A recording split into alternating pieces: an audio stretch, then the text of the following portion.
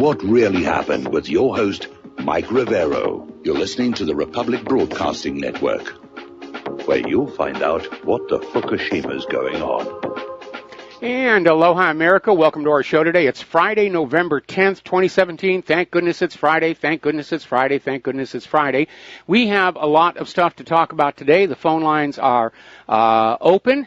800-313-9443. Mike is in our control room, twiddling the dials, keeping us out of trouble, and ready to answer the phone when you call on in. Quick little programming note, the lovely Lady Claire will be joining us in hour number 3 today with her unique perspective on the world here. So getting right on into it, a lot of stuff going on here, and basically a lot of people are really saying it's time for this Mueller witch hunt to end. Article basically saying it's a big nothing burger, and it continues to be. They got indictments against Manafort and Gates, and apparently now they're talking to Stephen Miller. But again, with all the conflict of interest, with the fact that some of the attorneys on Mueller's team are directly connected to the Uranium One deal, this should have been ended. It never should have been allowed to start, and it is time to bring it to an end and get a real special counsel that's actually going to go where the evidence leads. Somebody like Larry Klayman. Let's get Larry Klayman in there. He's not partisan. He'll go after the corrupt of any party equally. Now, getting on back to Hillary's machinations with the DNC, and apparently a campaign finance attorney was on Tucker Carlson's show last night basically saying that Hillary Clinton's takeover of the Democratic National Committee before she had been named the nominee violates federal law, and it's a criminal violation. Now, normally if their party has an incumbent in office, that incumbent is in charge of the party. But when you have a race coming up and there's nobody coming in from the incumbent office, and we'll talk about Joe Biden here in a bit, the party is supposed to operate impartially and isolated from the two campaigns until the primaries are over and a nominee has been chosen, at which point the custom is that the nominee now basically takes over direction of the political party. And that applies to the Republican Party as well. But the way Hillary did it is definitely a violation. And now there may be yet another sign of corruption going on here, because Clinton had so much control over the Democratic National Committee that she actually moved the Democratic National Committee bank account from Washington up to New York to the very same bank where Hillary's campaign account was located. So Hillary's bank made out from all the fees and everything else going on with that. But it is a violation of federal campaign finance law. Now, there's another article came out of Brass Check, CIA, We're with Hillary. And it basically goes back about how Republican power players and donors, including the intelligence community, loved Hillary, and she was their candidate in 2016. Well, it's not so much that they love her. It's that the Clintons know where all the dead bodies are buried and how they got to be dead bodies. And they also have the goods on the CIA's gun and drug running operation out of Arkansas in the 1980s, part of the Iran-Contra scandal.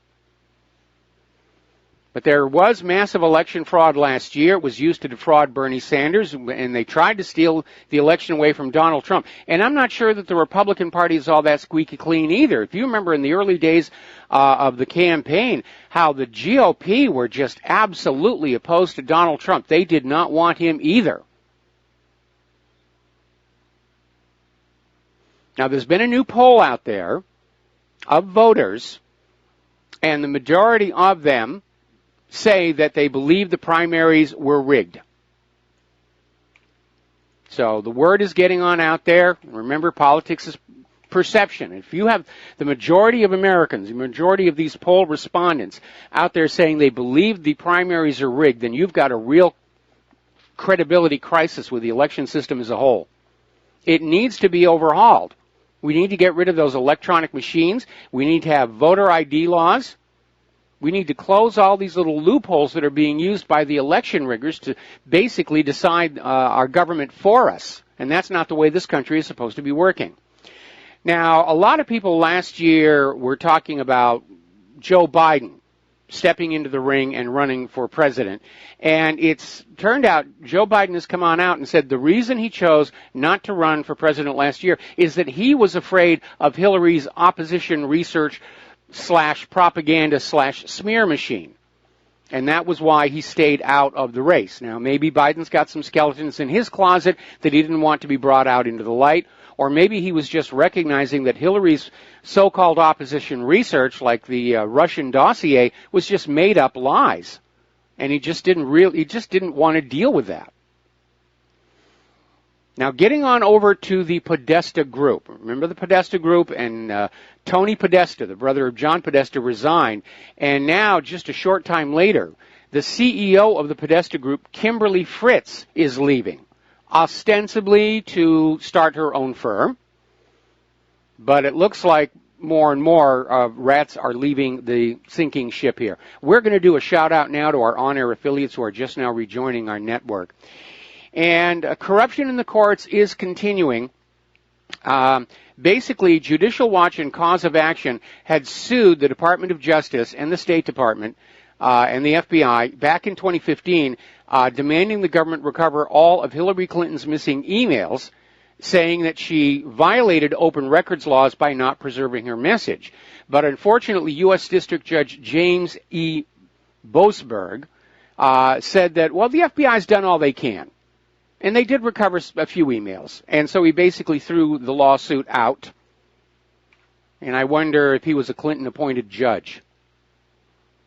I mean, after, 30 years since Iran-Contra, much more than that going back to Vietnam when the CIA was bringing heroin into this country, that drug money corruption has spread out to infect almost the entire government here.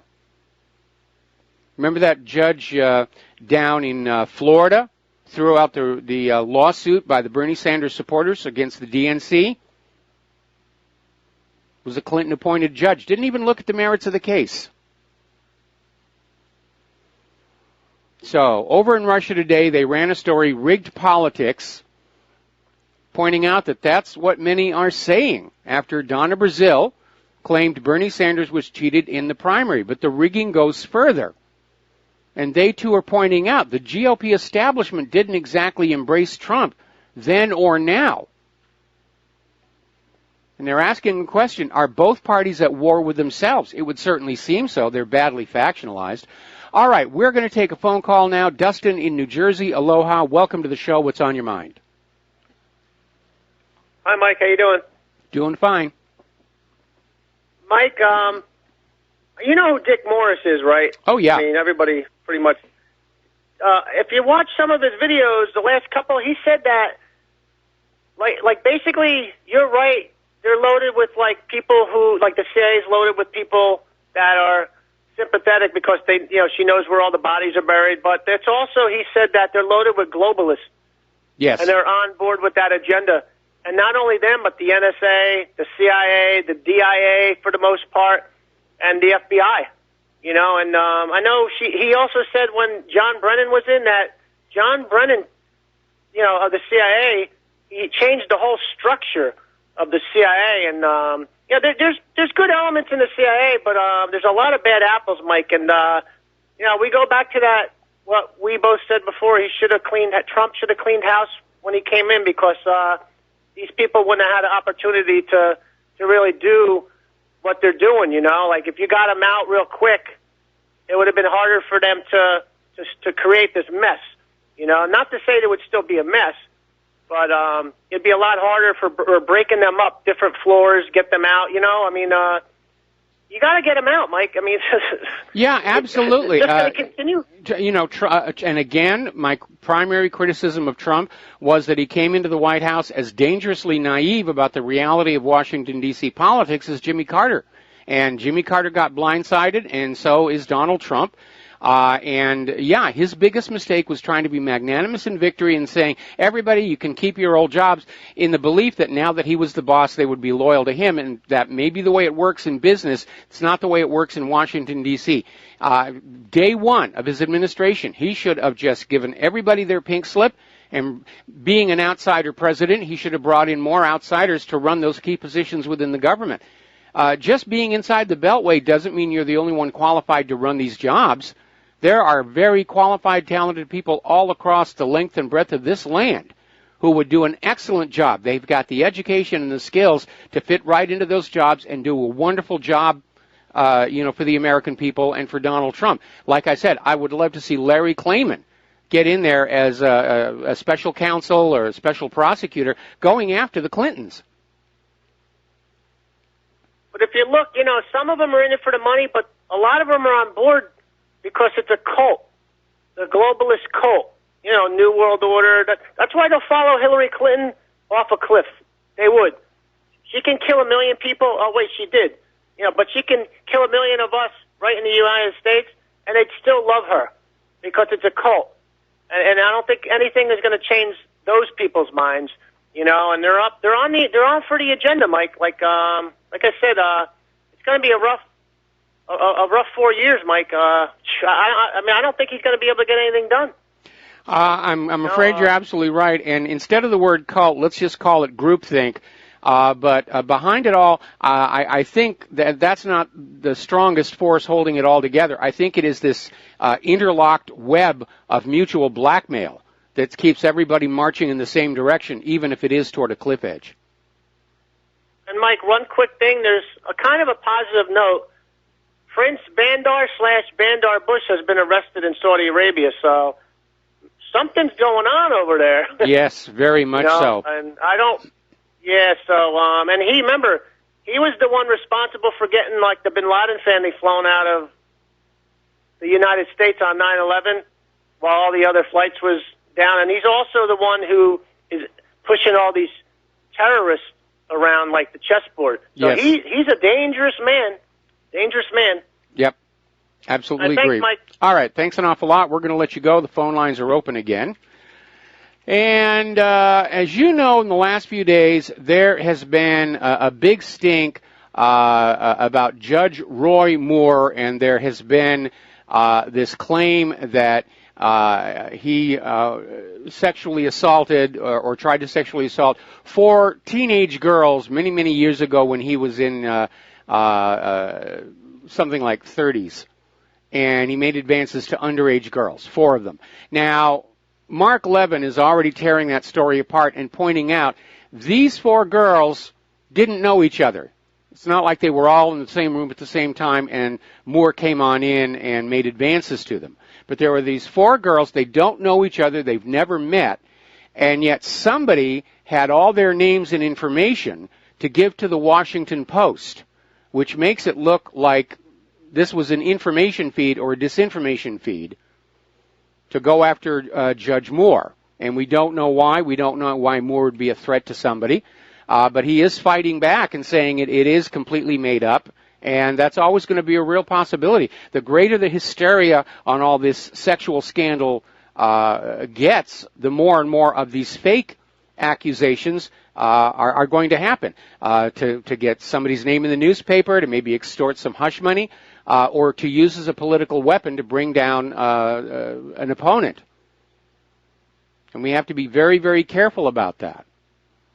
Now, yes, there's a lot of sexual assault going on in Hollywood and in Washington, D.C., and in corporate boardrooms. But we shouldn't take all of these allegations at face value. We have to evaluate them all one by one and see whether they're real or whether there's just somebody trying for a few moments of media fame. And that, too, is a reality.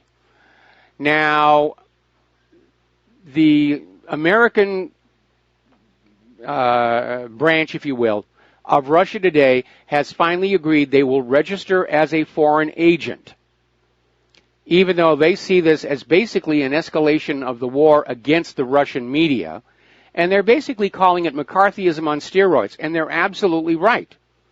Now, if you know anything about the McCarthy commie witch hunts, they got completely out of control. And again, we had somebody, Senator Joseph McCarthy, who really didn't have much of anything to be famous about, and all of a sudden he goes on this anti-communist witch hunt, and he's a media star, and the media is promoting it. Oh, we got to badmouth the commies, and he had his moment of fame. and nobody would even question what he was doing until Edward R. Murrow stood up to him and pointed out that McCarthy was ruining totally innocent lives. It was the era of the Hollywood blacklisting, the anti-communist blacklisting that destroyed many careers and actually drove some of the most creative people out of the industry, which is why the quality of Hollywood films declined precipitously during that era. So again, they're trying to go back to the model of the old Cold War, because it meant instant obedience from the American people, non-stop cash pouring into the military-industrial complex, nobody questioning what wars the U.S. was getting involved in. Oh, it's against the commies. That's all I need to know. There's only one component missing today, and that is that the naive, trusting American population of the 1950s doesn't exist anymore. Today's Americans are skeptical. They don't trust the government. They don't trust the corporate media. And that's why this attempt to get a new Cold War or a new hot war going is in serious trouble already.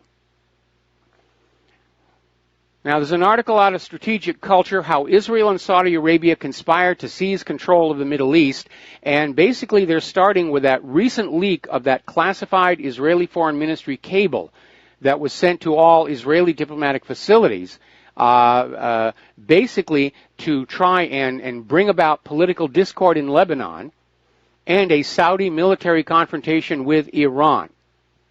So once again, Israel's right at the heart of this stirring up toward a major war. Just like they were right there alongside the United States going into Iraq, well, they're still cheerleading going into Iran. Israel loves wars because they don't have to fight them. You do. Israel loves wars because they don't have to pay for them. You do. Such a deal. Now, the leader of Hezbollah is looking at more and more confirmation that Lebanese Prime Minister Hariri resigned under duress from the House of Saud and may be under house arrest in Saudi Arabia. And basically saying Saudi Arabia wants to impose a new prime minister on the people of Lebanon. In other words, a regime change to bring Lebanon in line with the accepted global international agreement of whatever it is they were agreeing to here. Now, another article that's coming out of Press TV is apparently E. Michael Jones was interviewed by Press TV, and he came on out and said that Saudi Arabia may have kidnapped Hariri on orders of Israel to try and just get something going. I mean, they've lost big time in Syria, and they don't want to have to admit that, so they're just going to go to a plan B and kick up a war in Lebanon and possibly one in Iran if they can get going for it. And we've been talking about all these countries like Bahrain and Kuwait and Saudi Arabia telling their nationals to get out of Lebanon immediately. They're all using that word. And a lot of people were saying maybe it is a forecast of a Saudi attack on Lebanon. Maybe not. Could be Israel. Israel's right there. Israel may just decide to go into Lebanon. It's not the first time they've invaded and attacked Lebanon. They still want that Litani River. And so it might be Israel that's getting ready to attack Lebanon while Syria is goaded toward a war with Iran. And this one could really spread over much of the globe because French President Emmanuel Macron had a surprise trip to Saudi Arabia to have talks with the Saudi Crown Prince Mohammed bin Salman, who's due to become the king here almost immediately. So now France is dipping their foot into that Middle Eastern quagmire. Macron is also out there saying that he wants to amend the Iran nuclear deal to avoid Tehran's hegemony in the Middle East. So Iran is the new enemy. Ooh, the new evil country. We have to do something about them. We'll be right back after these few commercials. America, welcome back to our show here. And one of the issues with Israel trying to partner up with Saudi Arabia is a political one. And that is, of course, that Saudi Arabia is part of many nations in the Middle East who are very upset over Israel's treatment of Palestine and the Palestinians. And so apparently to try and pull all these nations together in a coalition against Iran, the Saudis are now courting Palestinian support. And they're going to Abbas to try and get some kind of a deal where the Palestinians will say, well, in the interest of getting with Iran, we're going to stop whining and complaining. I don't think they're going to get it, but it is a major sticking point. But all these nations in the Middle East, and that includes Saudi Arabia, need to look at what happened to Iraq, need to look at what is supposed to happen to Iran, and realize they're in that line somewhere. Because the goal is to take all those nations and smash them into smaller countries that are easier to bully and push around. And Saudi Arabia is not immune from that, especially with all the oil. All right, we're going to take a phone call. Peter in Los Angeles, aloha. Welcome to the show. What's on your mind? Yeah, hi, Mike. I wanted to point out something about that you were saying. Just like the evidence it points to Israel and Saudi Arabia, but primarily Israel, being behind the expansion of the war, just like they were drumbeating for us going into Iraq, and they drumbeat for us to go into Syria and Libya and everywhere else. But it's interesting that people are now wanting to register RT as an agent of a foreign government, but they do nothing about MSNBC and the New York Times and CNN and everything else, the Wolf Blitzer network and what have you, that are all completely drum-beating organs as well. I'll give you an even more obvious. I'll give you an even more obvious hypocrisy. What about all these Spanish language stations? Why aren't they registered as foreign agents of Mexico? That's a good point. That's a good point. Mike, did you see the thing happening in Britain right now about they caught one of their legislators, their ministers of parliament, or actually as a cabinet member, who was a fifth columnist for Israel? Priti Patel is her name? Yeah. Did you happen to see that? Yeah, I did, and she was having all these secret meetings with Israel, and she's been forced to step down is the good news. Right, and promising them basically support on BDS and money being funneled somehow to Israel. And this is an Anglo-Indian. This is not somebody who's Jewish. She's Anglo-Indian, but she's just bought and paid for by the lobby. Absolutely, and there was a recent documentary in Great Britain on the power of the British Jewish lobby. And, of course, the Jewish lobby tried to get it banned from the air, but it was looked at by the governing organization and said it is fair, it is honest, it's accurate, and it's unbiased, and it was allowed to be broadcast. And now the people who produced that are getting ready to do one right here in the United States of America. And absolutely, we should do the same thing. If we catch any of our politicians putting the interests of Israel over the interests of the United States of America, they should be thrown out. We can't tolerate that kind of deception and corruption in our country.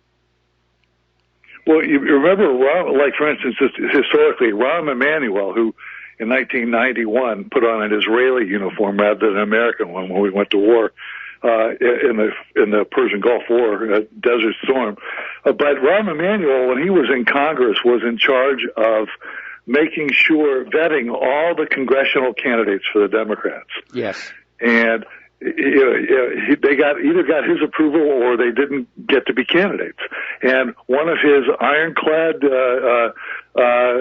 things that he required was you had to be a lockstep supporter of Israel, or you didn't even get. You couldn't even possibly be a candidate for the Democratic Party. Then if you look at Podesta and Debbie Wasserman Schultz, and just go down the list of all the people who control both these parties and who finance them. We're living under puppet rule. We're living under foreign puppet rule, and we should be no more content with that than the people of Libya or Iran or any of these other places under foreign puppet rule. Iran not at the moment, of course. They kicked their puppet out. All right, well, listen, Peter, got to let you go. We got to take a break for commercials, and we will be right back. And aloha, America. Welcome back to our show. Now, next year, Fiscal 2018, the total budget of the Pentagon will be more than $700 billion with a B, which is $26 billion more than requested by the White House. And there is $5 billion in that budget specifically earmarked to counteract Russian aggression. Even though nobody can actually say that there's any indications of Russian aggression, we have all these NATO troops all around the Russian borders in Europe. We don't see Russian troops on the northern side of the border with Canada. We don't see Russian troops on the southern side of our border with Mexico. We don't have Russian aircraft carriers and other warships tooling around the Gulf of Mexico. It is very obvious that Russia is not the aggressor here. And they're still out there screaming how Russia stole Crimea, which is an absolute flat-out lie. It's yet another lie to basically sell you on the idea that you're going to have to just deal with higher taxes and get nothing back for any of that money, and you're going to have to say goodbye to your children because they're going to go off and fight this war against the evil Russians here. But it's time to stop saying that Putin invaded Ukraine and annexed Crimea. And yes, they're trying to use the big lie tactic here. If you tell a lie big enough and keep repeating it, people eventually come to believe it. And that's advice coming right from Goebbels, Hitler's propaganda minister. Just keep repeating the lie, keep repeating it over, and eventually everybody will say, well, everybody is saying it, it must be true. Now, Putin did not invade Crimea in 2014. Russia does have a naval base in Sevastopol, and it's normal for Russian soldiers and sailors to be in Crimea. It didn't represent an invasion. And Crimea wasn't even really a part of the Ukraine. When the Soviet Union collapsed, it was known as the Autonomous Republic of Crimea. And Ukraine just sort of said, well, yeah, we'll be buddy-buddy with you. And that's really as far as it went.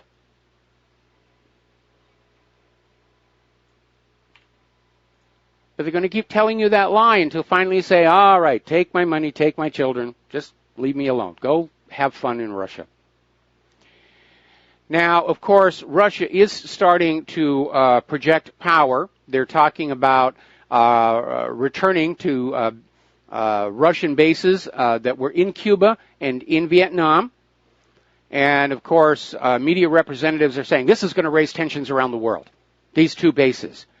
But apparently the nearly 800 U.S. bases around the world don't raise tensions. Ask a lot of those people on Okinawa, dealing with all the problems of the American forces stationed there in their off hours, as it were. We know who the warmonger is. Look at who's got bases all over the world. Look at who is sending their military forces all over the world. Look at who's doing the drone strikes and the regime changes and the bombing and the invasion and the attacks. It's not Russia. It's not Iran. It's the United States of America and its allies. And I hate to be the one to tell you this, but in this coming world war, well, actually it's pretty much here, we're the bad guys. I know you don't want to hear that, but we are. We're the bad guys this time.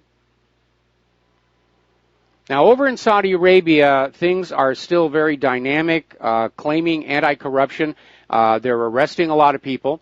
And more, though, it looks like an attempt to consolidate power ahead of Crown Prince bin Salman assuming the throne, which is going to happen. They basically said once the purges are over, the king will abdicate, and Crown Prince bin Salman will officially become the king of Saudi Arabia, even though pretty much he's running the country as it is.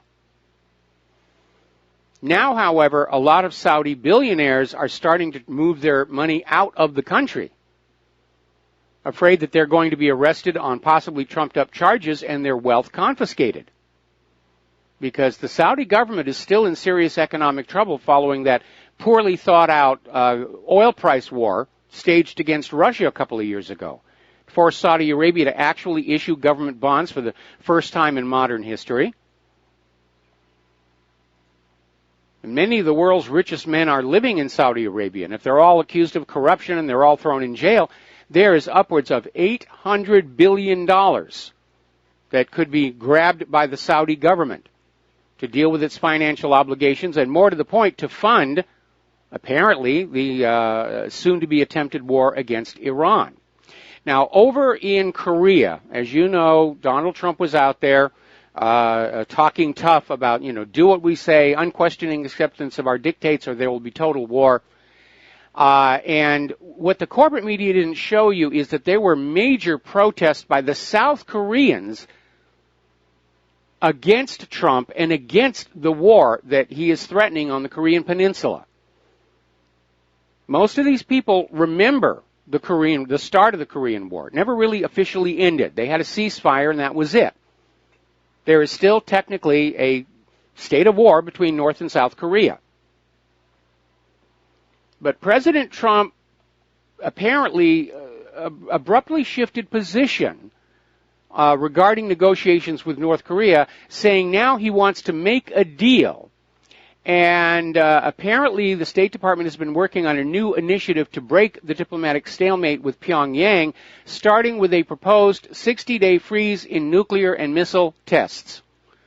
Well, it's actually been quite a while since North Korea actually fired off a missile, and it doesn't look like they're going to be able to do any more nuclear testing until they build a new underground test facility, because the old one is just in a state of collapse here.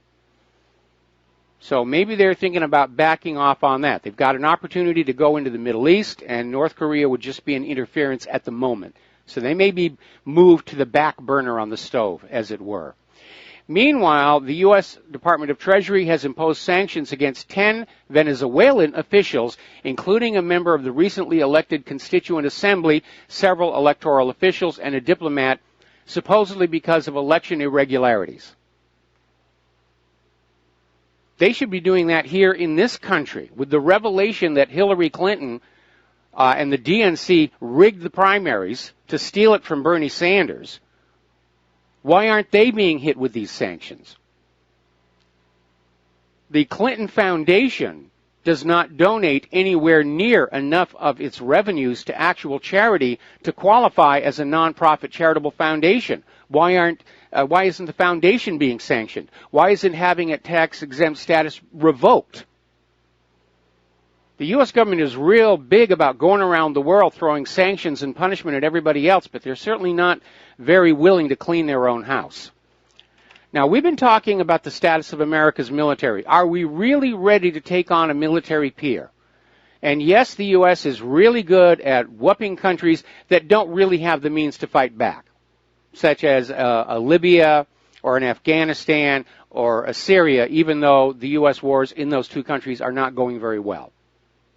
But taking on a military peer, that's a whole nother matter. We've been talking about the poor quality of America's manufactured weapons, the F-35. Even the Israelis are thinking it's a piece of junk.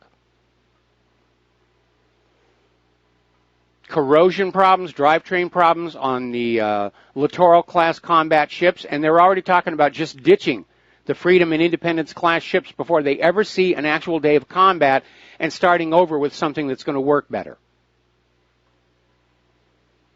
Now, the Gerald R. Ford is out at sea on sea trials, but it still has all kinds of operational problems. We know the Zumwalt stealth destroyer, along with being very unstable in rough seas because of that inverted bow, it too has drivetrain problems. F-22's asphyxiation problems, and on and on. Then we started talking about the caliber of the command structure, starting with the crews who were in command of the USS Fitzgerald and the USS John H. McCain, who were involved in these lethal collisions with commercial shipping. Because apparently the bridge crew didn't understand. There is an international set of rules as to who gets right of way when you're getting ready to cross paths at sea. And those giant super tankers and super cargo carriers are at the very top of the list because of their bulk and size. They can't turn or stop quickly. And somebody forgot that they get the right of way, tried to zip around in front of them, they miscalculated, and they had an accident. Then we find out that 60 admirals have been caught up in this corruption scandal. It's called the Fat Leonard scandal. And you start to wonder, do we really have a military that is anything other than a cash sink, a get-rich-quick scheme? And now remember a few weeks ago they said they were going to start bringing back experienced Air Force pilots, recalling them to active duty.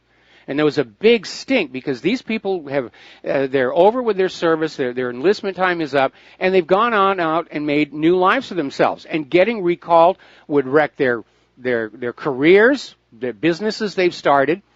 And so they pulled back for a little while and said, well, we're not going to recall all that many, and they're going to be recalled to administrative tasks. Now we're hearing, courtesy of an article in Truth News, that the current crew of Air Force pilots are burning out. Apparently they don't have enough pilots for all the different missions that they're being asked to carry out around the globe. And these pilots are so overworked, they're literally burning out. And we're talking about pilots who've been out on as many as like 17 deployments. And the Air Force is saying they need 2,000 new pilots and they need the budget to go with it. Money, money, money, money, money, money, money, money, money. Now, one place where they may save a little bit money, remember Space Command? They were talking about that. It was supposedly going to be a whole new branch of the military that was going to be given authority over anything operating outside the atmosphere, including the XB-37 robotic space shuttle, satellites, space-based weapon systems, which I think is a dumb idea. But apparently in the new military budget that came out, the 2018 National Defense Authorization Act, it's omitted the provision that would have required the Defense Department to create that new military branch. So at least for the immediate future, the Space Corps is officially dead, and all of its tasks are remaining where they have been up to this point. But I'm sure they will do that at some point. The Space Cadets. Won't that be fun? Have that on your uniform.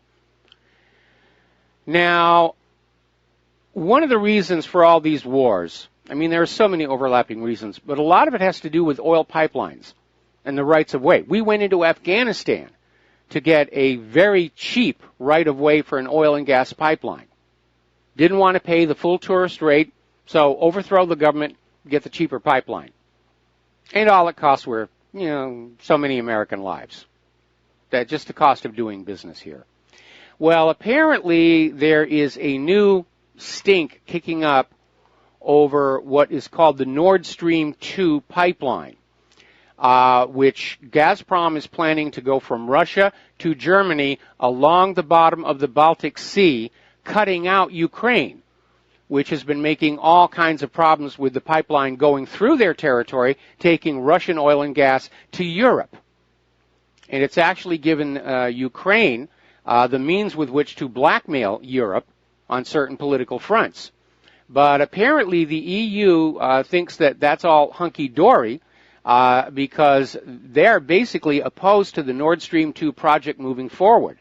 And, of course, those pipelines, even when they're not being used for political purposes, they are money makers. The current Nord Stream 1 that passes as much gas every year as 700 tankers from the U.S., and at a much lower price. But they don't want Russia having that income stream from the pipeline. Now, you probably noticed that the stock market isn't doing that continuous upward trend that they've been crowing about for the last few weeks here. And the reason is because the latest incarnation of the new GOP tax plan delays the corporate tax cuts until 2019.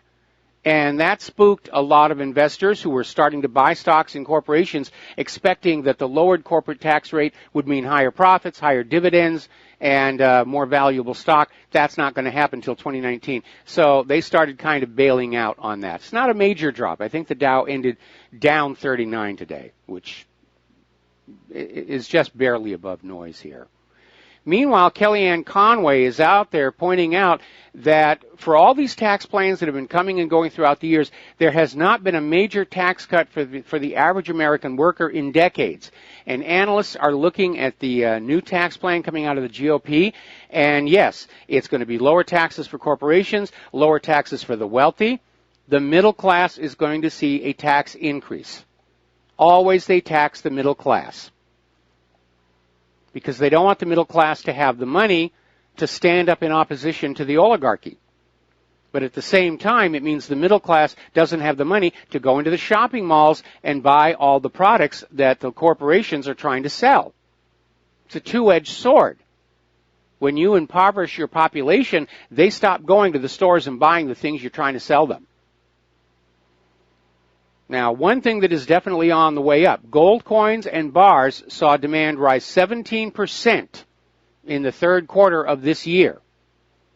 So even all the scare stories about phony gold coming out of the Canadian Royal Mint are not deterring people from trying to acquire gold, to protect their wealth, to get it out of the hands of the bankers, to get it out of the hands of the stock market, to get it out of the hands of Wall Street. Now, earlier we were talking about all these sex scandals. It all began with Harvey Weinstein in Hollywood, and all of a sudden I think the Hollywood sex scandals are being fanned up by the Hillary camp to take attention away from the Dossier Gate, Primary Gate, and Uranium Gate. And I'm sure those Hollywood liberals are very unhappy when they realize that Hillary and her people are willing to throw them under the bus to save their own sorry hides.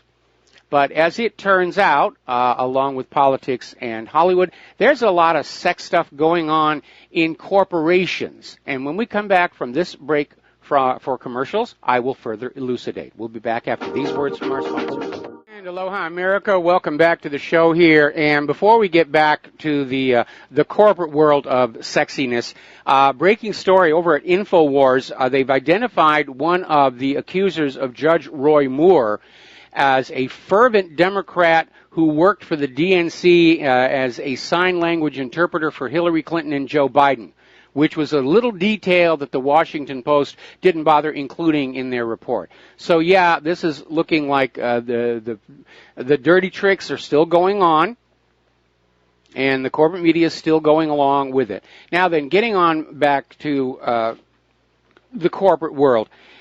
As you know, people who are very rich, they like to have their fun, they like to have their parties, and a lot of this was brought to light with what was called the Carlton Affair by the French newspapers. Basically, it's talking about how before he was arrested for supposedly abusing his maid, Dominique Strauss-Kahn was basically entertained at so-called sex parties. And basically what it's revealing is they're saying that at high levels of corporate culture, sex is used to grease the wheels of commerce. It's far more common than most people think. And they take it off their taxes as a business expense. So it's having sex on the company dime. And if you remember that movie, The Wolf of Wall Street, that's actually a true story. So, yeah, it's pretty gritty up there. Now then, getting on over to Europe, and as confirmation for something that I speculated on all the way back following the Brexit vote, Germany's not going to be happy to see Great Britain go, because Germany and Great Britain were basically carrying the lion's share of the load of the entire EU.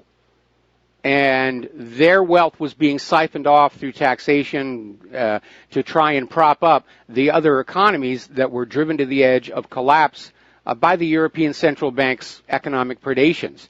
So now they're starting to look at real numbers. And Germany is facing a £3.8 billion sterling bill to plug the hole in the EU budget left by Britain's exit. And I can imagine that the German people, who are already very angry over this open borders refugee nonsense, are not going to want to see their standard of living deliberately lowered to prop up the rest of Europe. So I think there's probably going to be a growing move for a Germany exit from the European Union, even though Merkel is fully on board with the EU and globalism and the New World Order. But she was weakened in the last election. And if they do hold a new election, she might actually come out even worse. So we'll see what's going to happen over there. All right, we're coming up here on the top of the hour. We're going to do a station identification, and we'll be back with more news after these few words.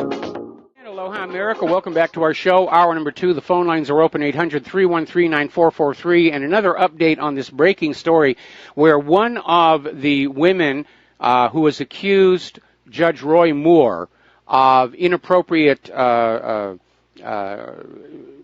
approaches to underage teenage girls, something like 30 years ago. Debbie Gibson, we already reported that InfoWars said that she was the death signer for the Hillary and Joe Biden campaigns, and now it turns out she's actually working for the campaign of Moore's opponent, Doug Jones.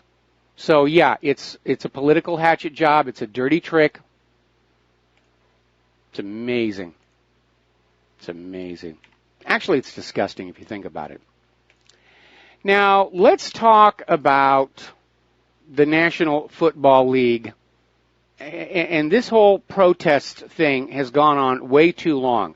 And I'm not sure what the original agenda was, to try and use the sports stars to sort of sell the idea that, we shouldn't respect the flag.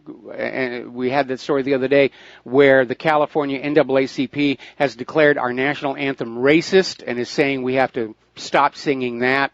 We've seen all the Confederate statues being torn down and replaced with statues of other people like Washington, D.C.'s crackhead mayor.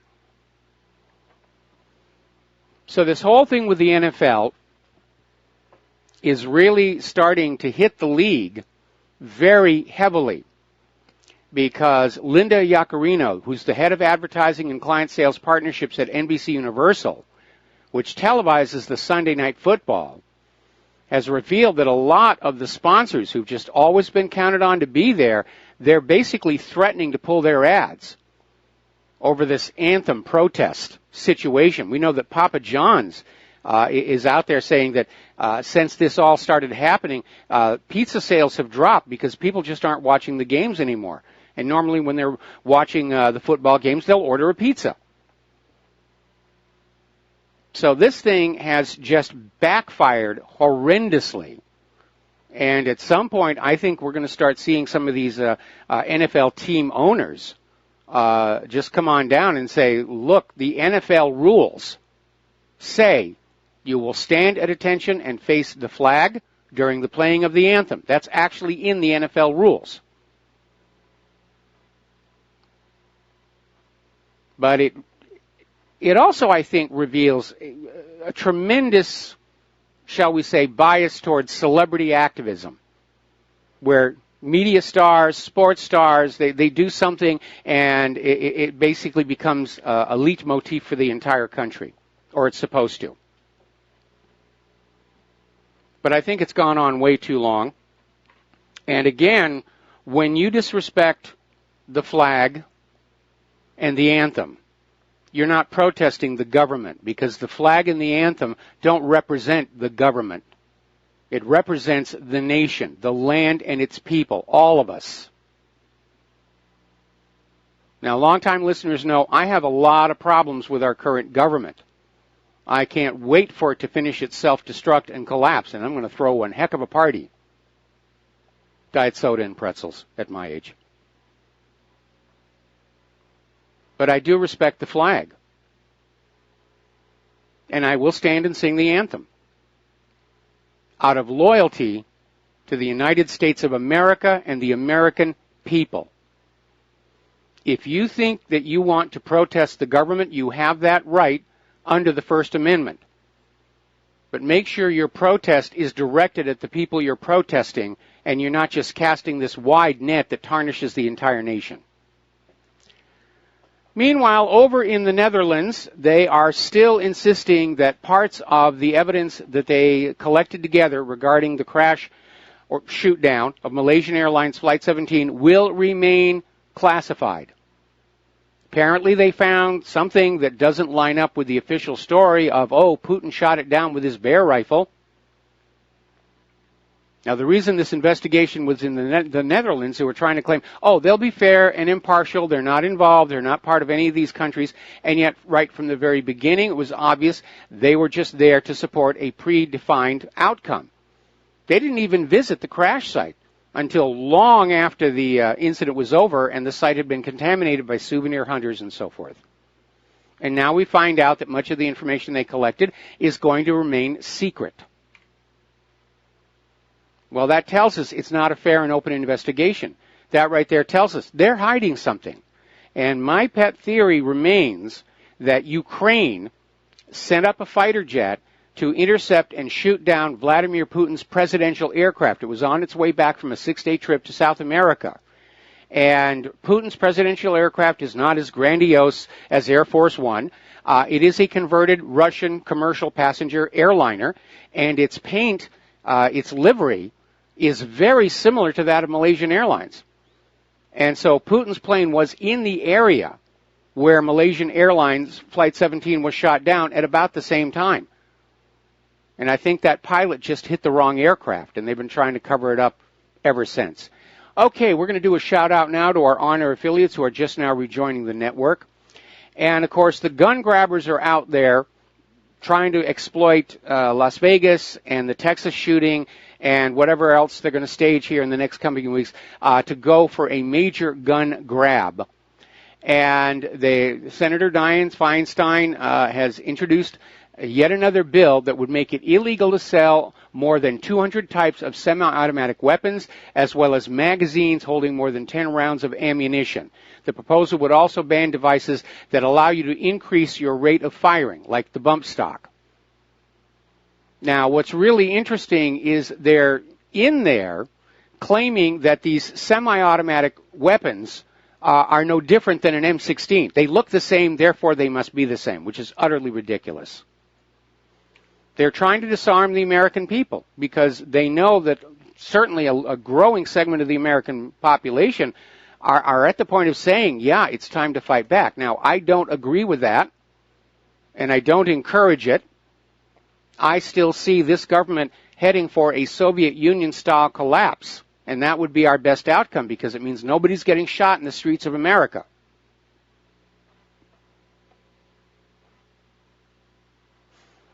Now, getting on over here to some of this stuff with computers here. As you know, Kaspersky Lab has been under propaganda attack by the United States. Oh, they're stealing your information. You don't want to use Kaspersky. And, of course, the U.S. government has now banned Kaspersky for use on all U.S. government computers. But the reality is that Kaspersky, alone among all these so-called computer security software companies, refuses to comply with U.S. demands for things like backdoors, or at the very least to hide it when they find U.S. criminality out there. And basically, a former MI5 agent is saying that the campaign to discredit Kaspersky goes all the way back to 2010, when Kaspersky uncovered the origin of the Stuxnet malicious computer worm which ruined Iran's nuclear centrifuges. You weren't supposed to put that out there. Certainly none of the American malware companies, computer security companies, came out there with the revelation of where Stuxnet came from. And I still think that Stuxnet may have exacerbated the situation out there at Fukushima, because it's known Stuxnet was in computers around the Fukushima Daiichi power plant prior to the earthquake and tsunami. And it's also known that following the quake and the tsunami, many of the safety systems at Fukushima, which run using the exact same Siemens digital controllers that Stuxnet was designed to infect and interfere with, they did not function properly. So we need to look at that. But that's really what it's all about. And as far as I'm concerned, for its very reason that it will not cooperate with the U.S. government, is what makes Kaspersky the most trustworthy computer security software that you can have. Now, in this day and age, it's always a good idea to have multiple layers, but Kaspersky, I would recommend, be one of those layers. Now, in the light of the Equifax hack, senators are now talking about getting rid of Social Security numbers in anything other than the Social Security card. And by the way, originally that was the law. The Social Security number was not to be used for anything outside Social Security or your taxpayer ID. And this idea that all these other companies are using it actually violated that law, but it was never enforced and prosecuted. Well, now they're saying there needs to be a much more secure alternative for a personal ID number than Social Security numbers. And I don't know if they really understand the nature of the problem, because the hackers will just steal the new numbers along with the Social Security numbers. But we'll see. All right, we're going to take a phone call. Glenn in Philadelphia. Aloha. Welcome to the show. What's on your mind? Hi, Mike. You know about this new Facebook new pictures program where people send in their pics? Yeah. I was a participant in the market research focus groups for that, and now Mark Zuckerberg is suing me in civil court for damages, alleging that my pictures made their eyes bleed. Well, you know, I sent in my pictures, but they were returned as junk mail. Yeah, exactly. But, yeah, I mean, this is the ultimate foolishness. Relinquish all your privacy and trust it to an elite group of, you know, really principled people who will make sure that nobody else uses it. Oh, yeah, that's brilliant. Yeah, this one is not going to go very far. No, hopefully that'll settle down. Just on the international front, in blog forums recently, I've been saying for a while that I think the whole North Korean thing is a red herring, and it seems like Iran's the target for 3 reasons. It was one of the original list of 7 nations in 5 years, outed by Wesley Clark. Yes, it's the one nation Hillary Clinton said she would attack, and it's part of the Greater Israel policy. And I think you've been talking about this Chinese building. Whoops! I think we just lost our connection to Glenn. Glenn, you there? Yeah, we did. All right, let's switch over to Terry in Oregon. Aloha, Terry. Welcome to the show. What's on your mind? Hey, Mike. Yesterday you were talking to Don, the author of the 9/11, how it changed the country and all that. And you mentioned something about the officials taking an oath to the Constitution when they get sworn in. And he was saying either those officials at the top levels take an oath to either a different Constitution or, they got a different interpretation of it. Did you remember what he was trying to say? Yeah, I remember that. And what he was basically saying is that when they swear an oath to the Constitution, they don't mean the piece of parchment. They basically mean, for all intents and purposes, the establishment.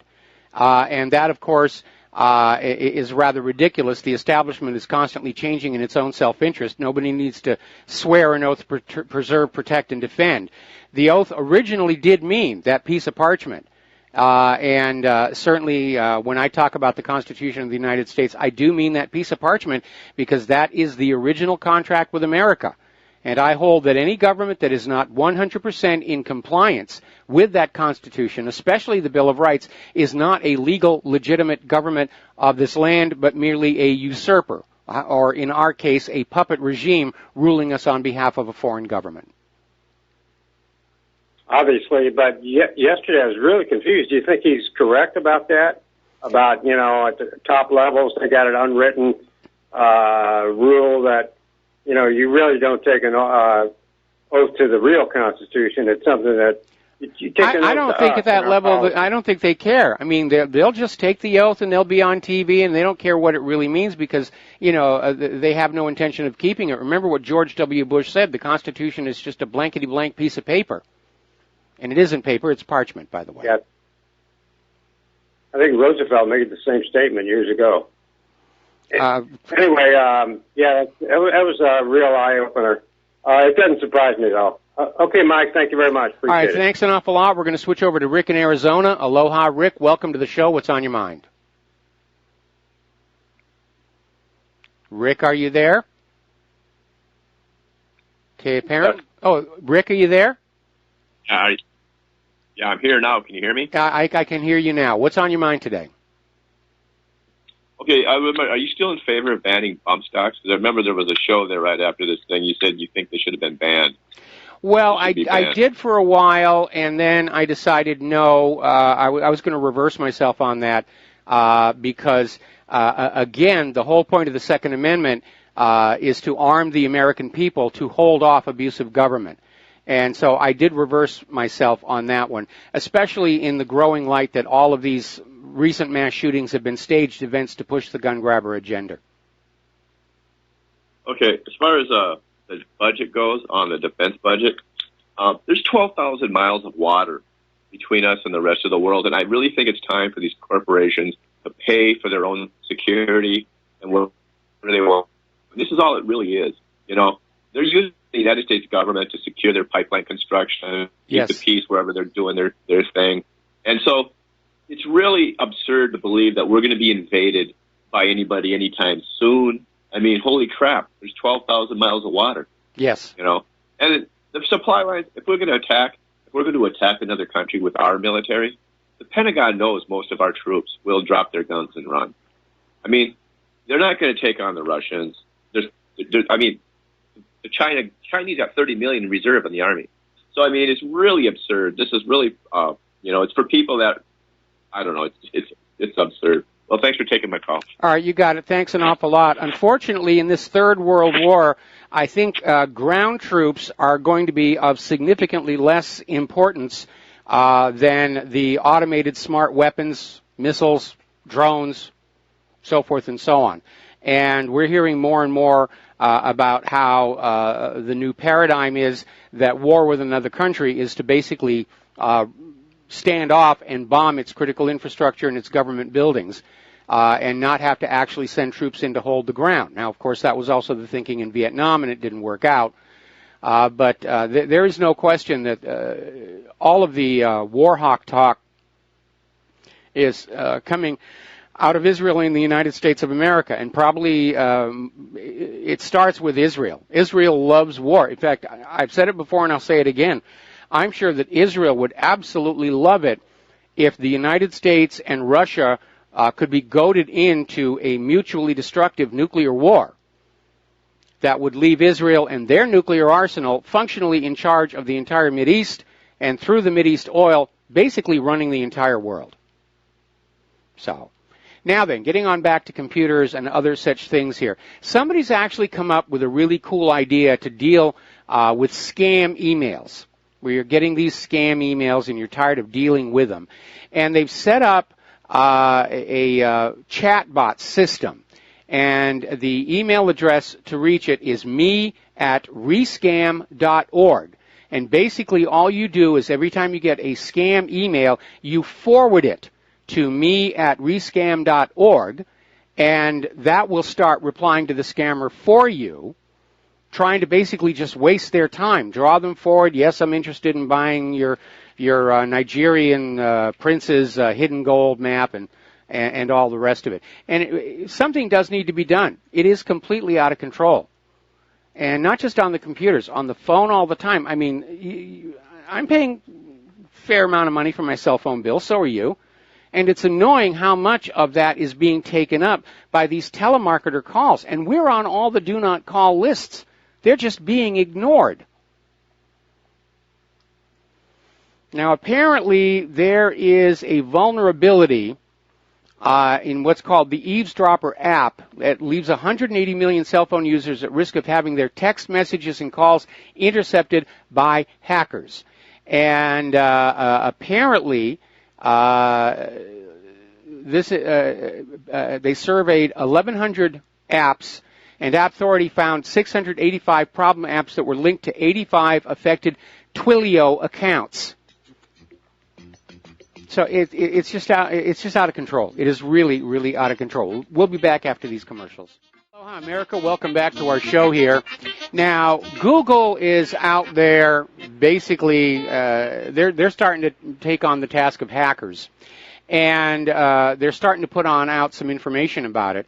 And they're finding out now that phishing attacks are actually causing a lot more problems than these data breaches. Now, the data breaches, because they're so huge all at once, they will attract the media attention.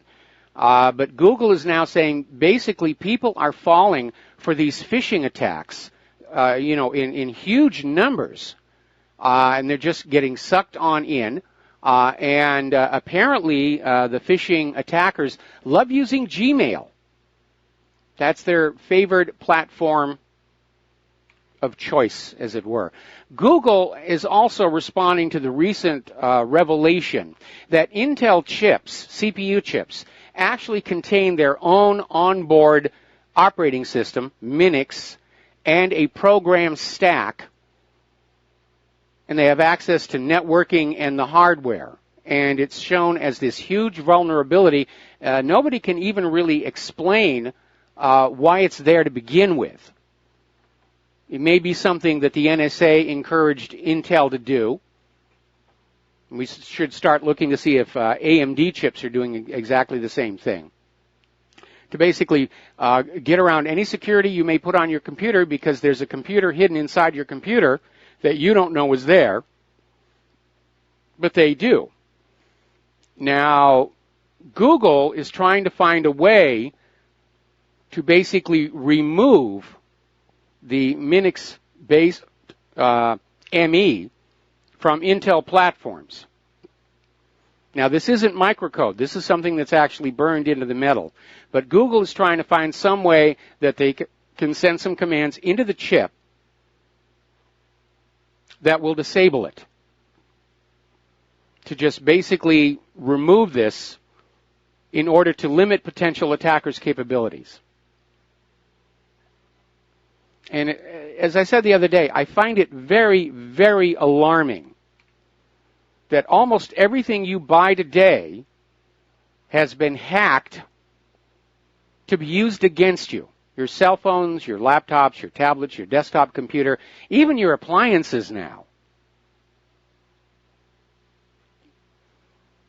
Now, Apple has finally released a fix for this bizarre autocorrect bug that stopped users typing a lowercase I. We reported on that, I think, about a week ago, where people would hit the I and it would try and autocorrect to something else completely. And obviously, that was a bug, and they've released a fix for it.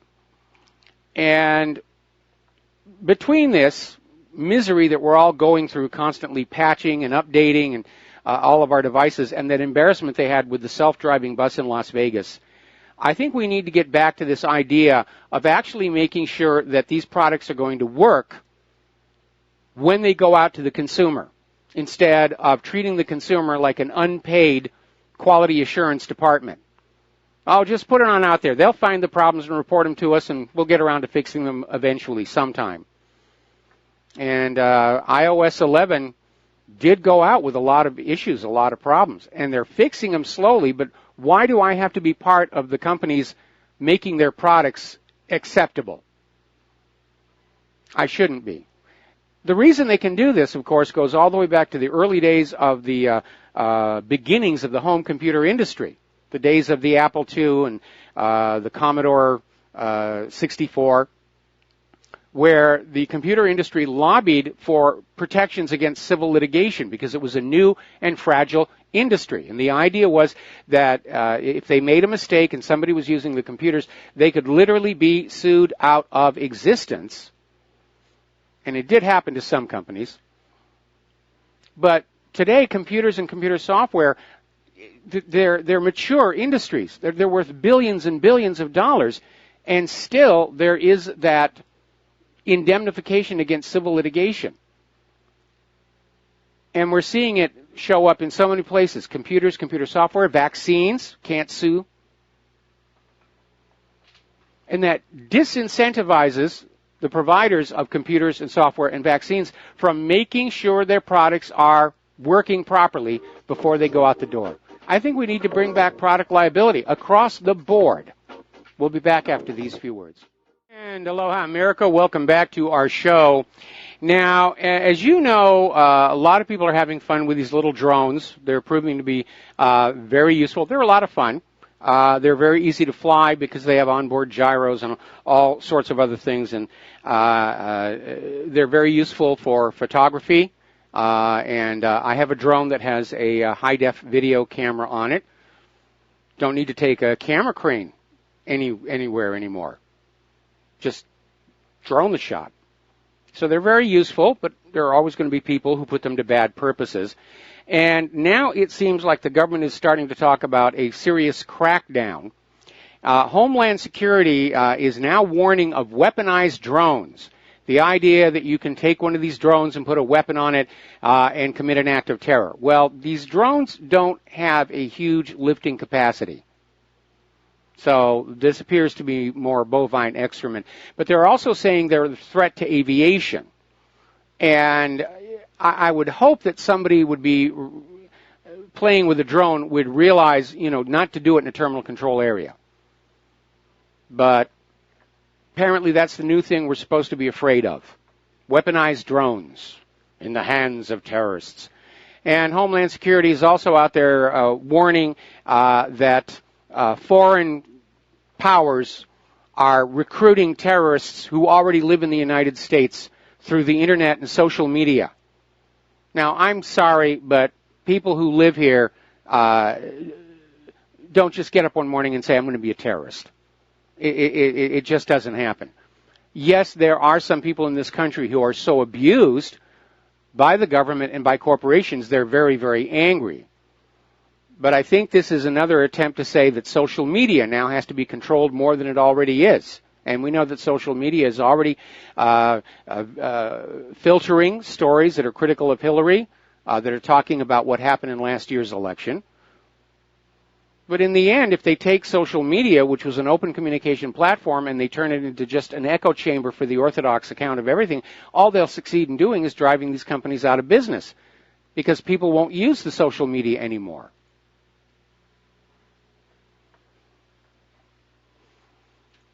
Now, another story about gun rights. There is a gun case, Second Amendment case, heading for the Supreme Court. Now, the Supreme Court so far has kind of stayed away from these. But they may have to take this one because this case basically goes up talking about the Supreme Court's Heller decision, which is what overturned the gun ban in Washington, D.C.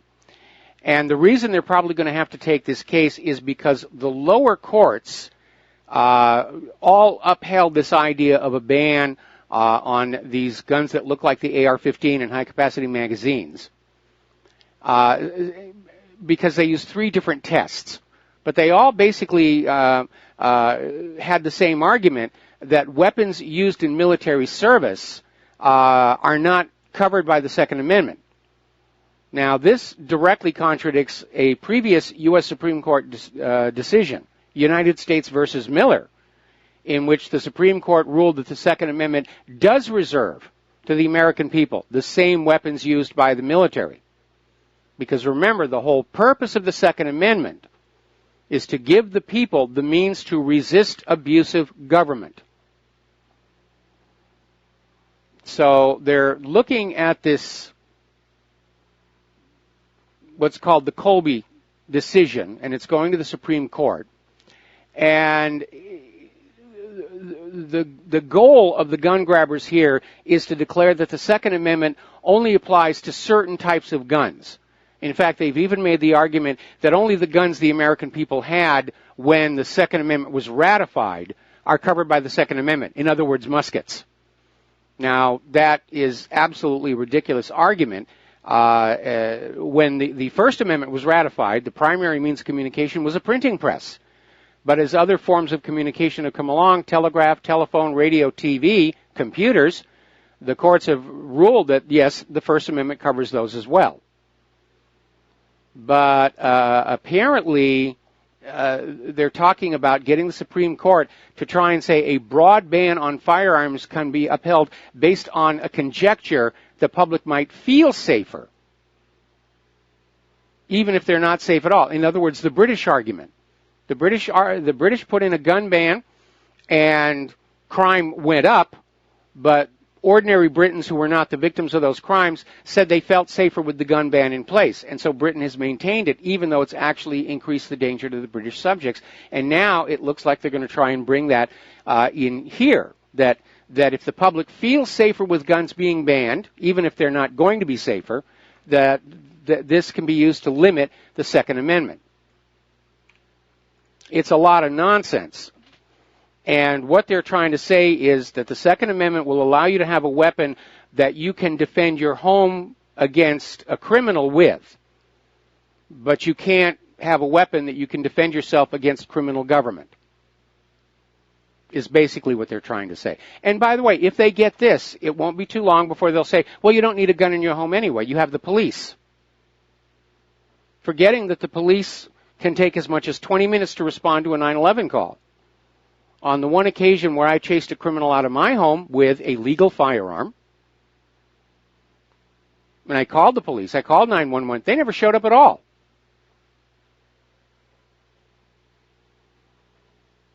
And right now, between tasers and pepper spray and the rest of it, the police are actually killing more people than the mass shooters are.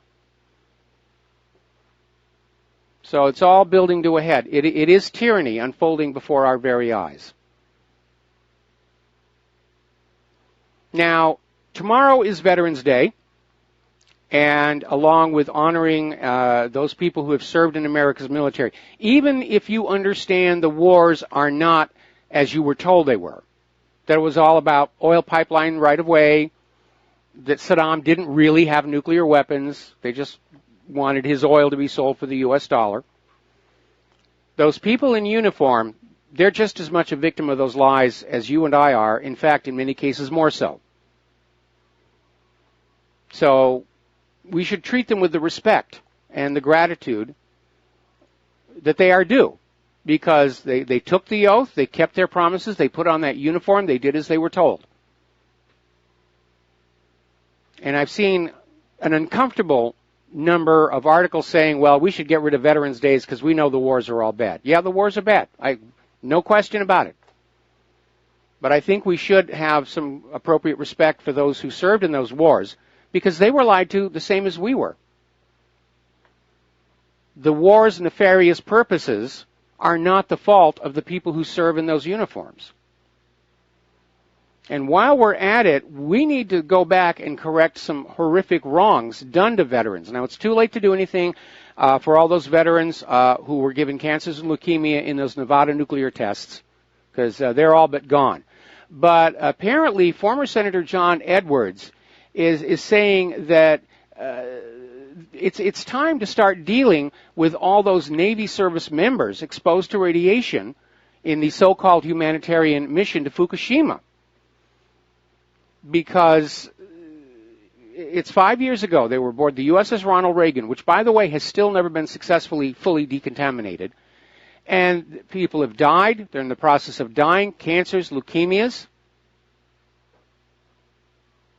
And we need to deal with that. All right, we're going to take a phone call. Craig in Seattle, aloha. Welcome to the show. What's on your mind?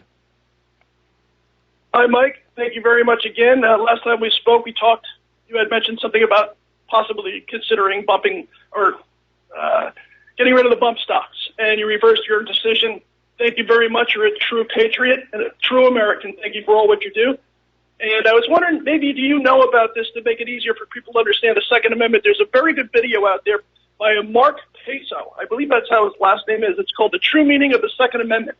And he breaks down every part of the Second Amendment by word, from the dictionary and the letters from the individuals who signed on the Bill of Rights, the whole Constitution. It's a great and very informative YouTube. It's on YouTube, and it's called the True Meaning of the Second Amendment. So maybe something that you might already know about, but for other people that want to see this, well, I'm looking for it. The last name is Passio. I just found it. And I'll put it up on the next commercial break. Okay? Thank you, sir. Great job, and I appreciate all your time and what you guys do out there. Thank you, sir. All right, well, thank you very much, and we're going to let you go here as well. And I know it may seem like a dichotomy. I fully support the Second Amendment.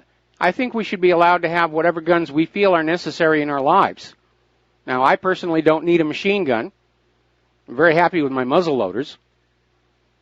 But I think there are people, especially when you look at how the police are often kicking down the wrong doors on homes, that they have a right to defend themselves. A badge and a uniform does not automatically mean you are right. In fact, there was another Supreme Court decision, John Bad Elk versus United States, which said very simply, they ruled that when the police are acting within the letter of the law, they are due your respect and obedience. But when police step outside the letter of the law, they're just ordinary people. And citizens have a legal right to resist, up to and including the use of lethal force. And right now we're in an era where the government is just behaving abominably, rented lips. And I don't encourage people to start shooting anybody. I'm still trying to avoid a civil war or a revolution in the streets of America. But I don't see a problem with people who are trained to use firearms safely having them. Now, obviously, in the case of people who are clearly mentally ill and violence prone, there does have to be a restriction there. And again, this guy who shot up the church in Texas shouldn't have had a gun. And it underscores the fact that new gun laws won't solve the problem because the existing laws aren't being enforced. Same thing with immigration. New immigration laws are not going to help because the existing immigration laws aren't being enforced. All right, we're going to take a phone call. Sal Jr. in Colorado. Aloha. Welcome to the show. What's on your mind? Good afternoon. You were talking before this gentleman about the police and such. Yes. They have no duty to protect the people. Yes, that's been established in the courts. Yes. Yes. The other thing is that the police are not part of the government. They're a private organization.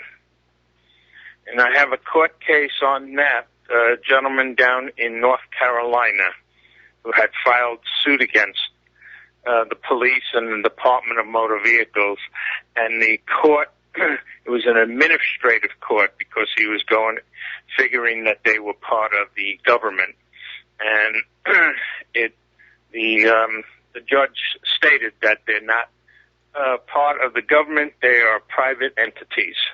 But they're answerable to the government, which is obviously contracted for their services. They may be contracted for their services, but they're private entities.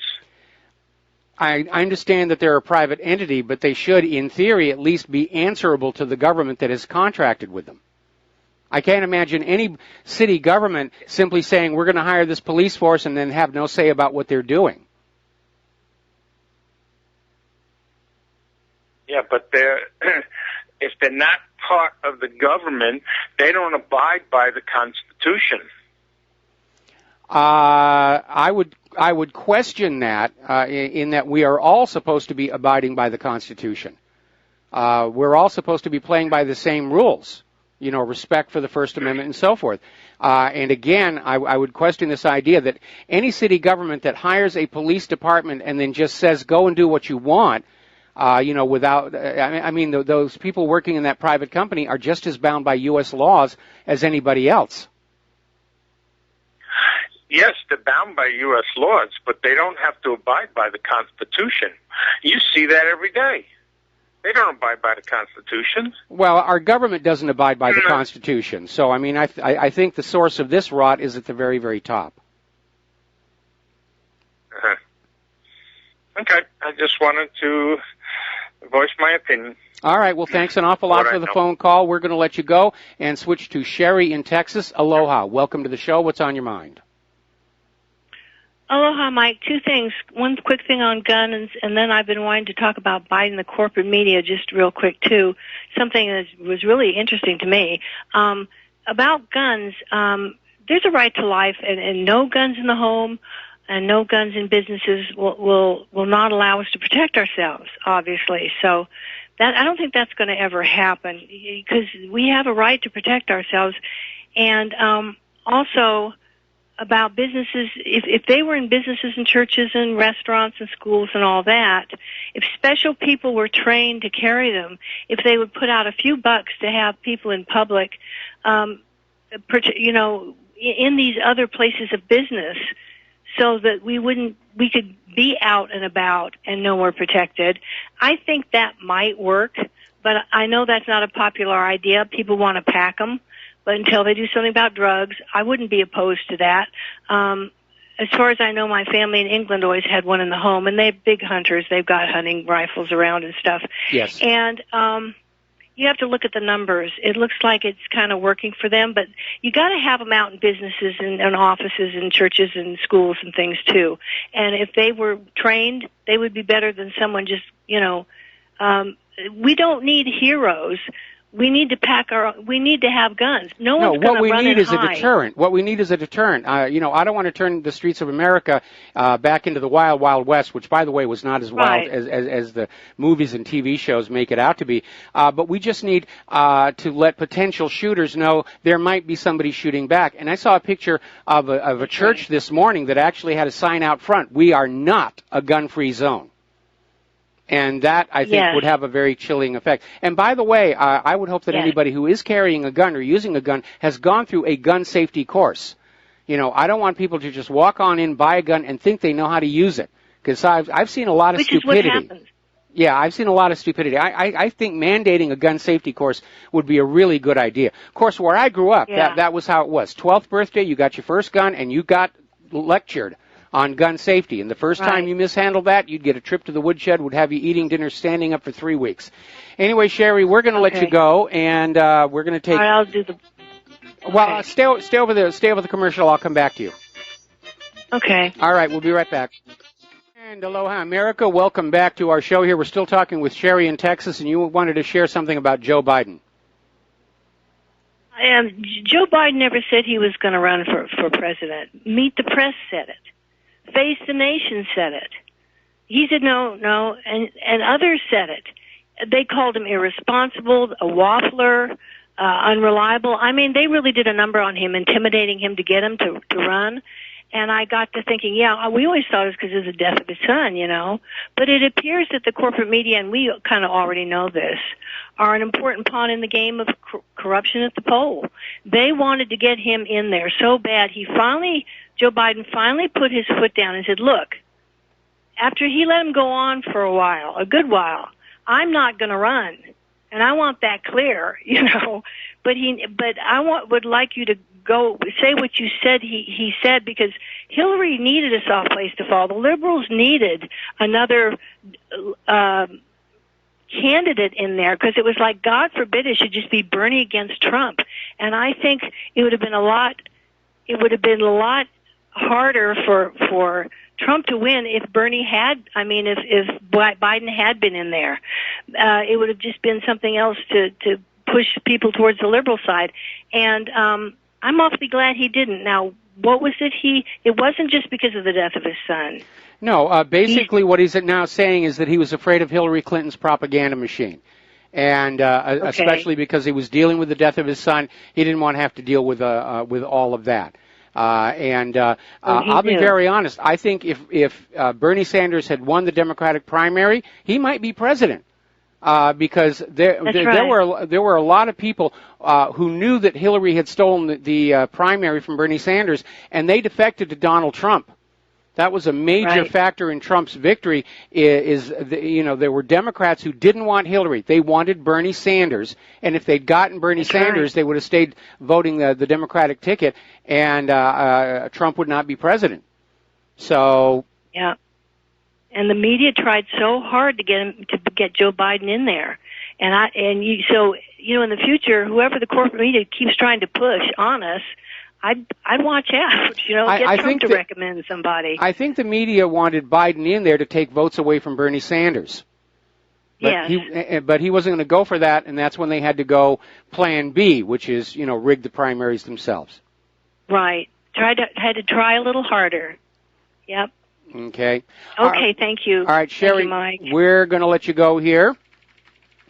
And we're coming up here now on the top of the hour, and the lovely Lady Claire.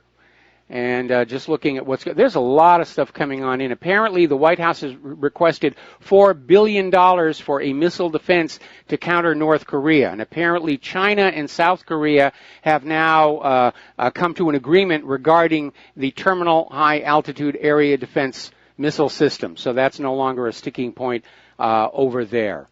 All right, there's the music. We're going to take a break here. When we come on back, the lovely Lady Claire will be joining us. And aloha, America. Welcome back to our show. And for those of you watching on BAM User, this gorgeous creature sitting next to me is the lovely Lady Claire, who likes to come in on our third hour Fridays with her unique perspective on the world. So what's the first thing you want to talk about? Well, the first thing I want to talk about, and if ever this country and the world and all the governments of the world needed a Department of Peace, honey, it's right the doggone heck now. But you can't make any money with peace. Well, this is a meeting in Brussels that no one in corporate America seemed to be paying attention to, but we are. Apparently, defense ministers of U.S.-led NATO alliance this week endorsed proposals to set up 2 new military commands. And it's clear that the country in the bullseye is, guess who? Russia? Yep, again. It's just a lucky guess. Yeah, lucky guess. And this is the first time within more than a quarter of a century that NATO is expanding its command structure. And it's unnecessary, dangerous, it's provoking Russia, and it's risking self-fulfilling war threats.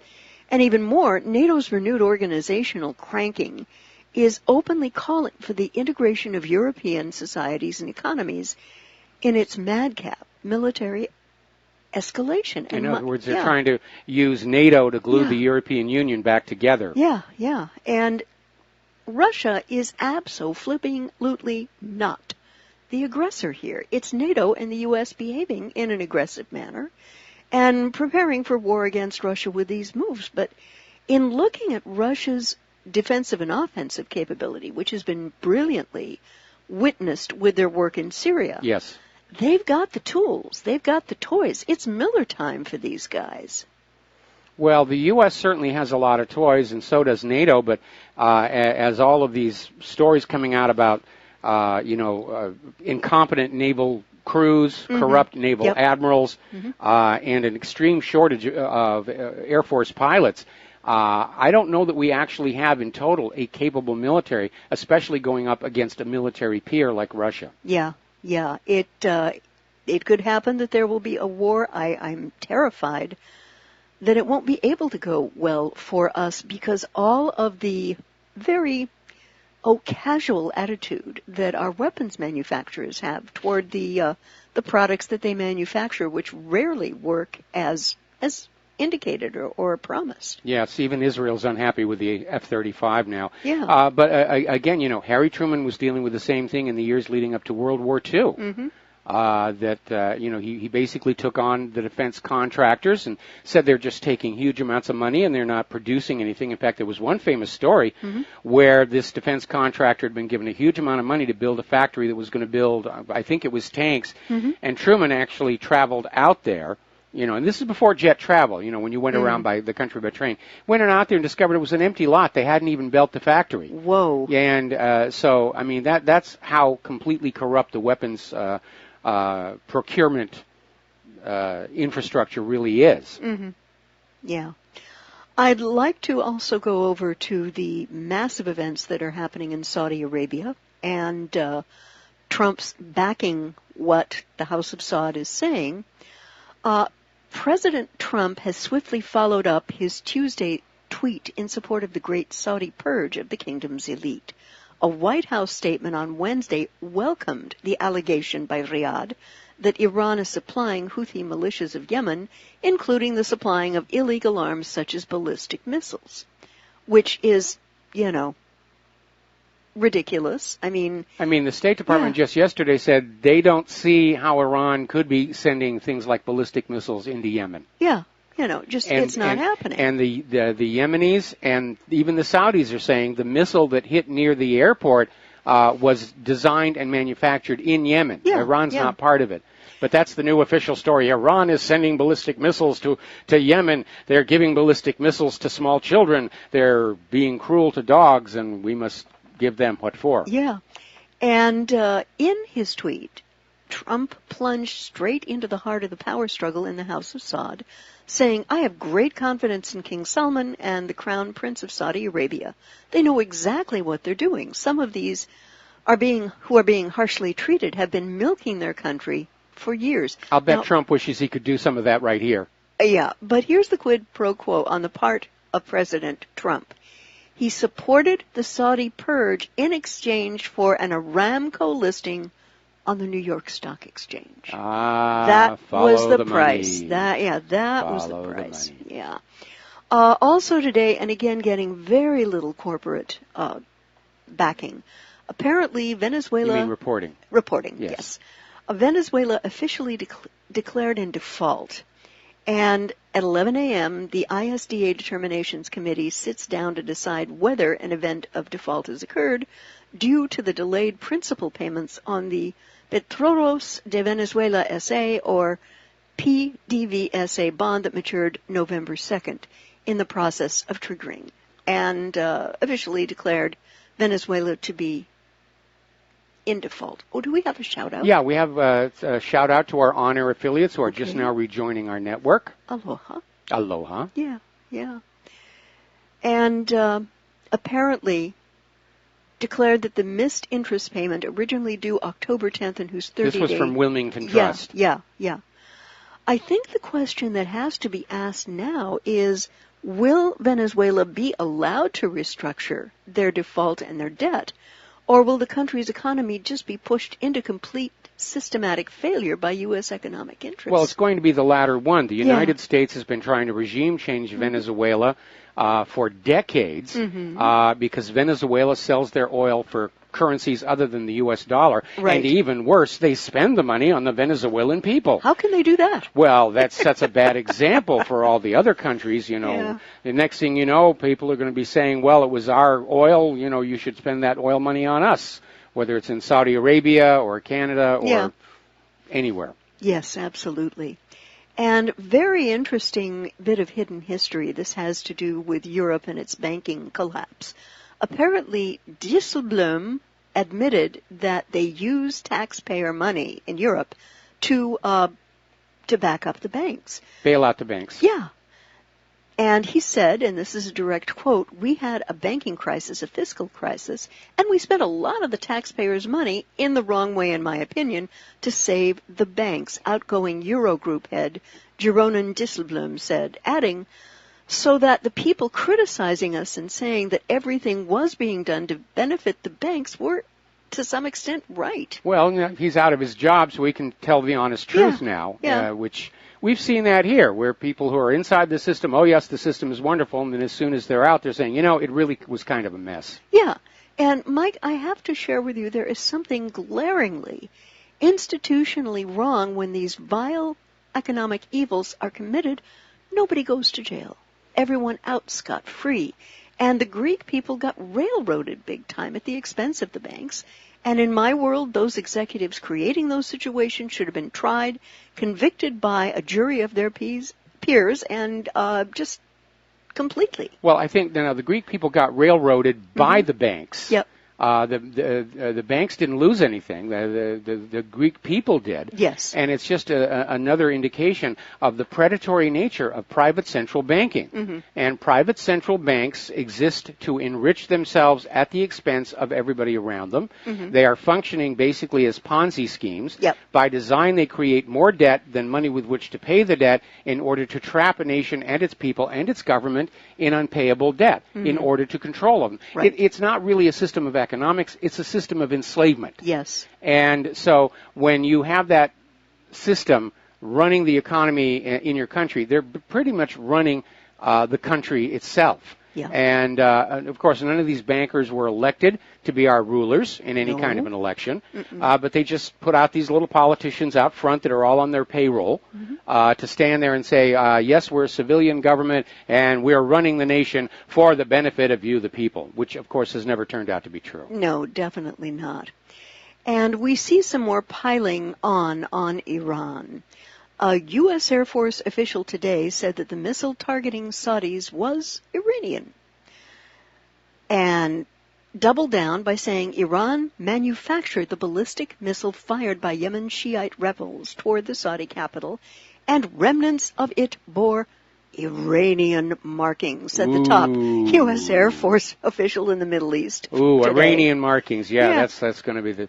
And again, the U.S. State Department yesterday said they didn't see any kind of a mechanism by which Iran could be sending completed ballistic missiles to Yemen. Yeah. And the Yemenis and the Saudis are saying the missile was actually designed and manufactured. Put it on your mic, and I'll crank it up in here and see if it sounds good. Hello? I'm hearing something?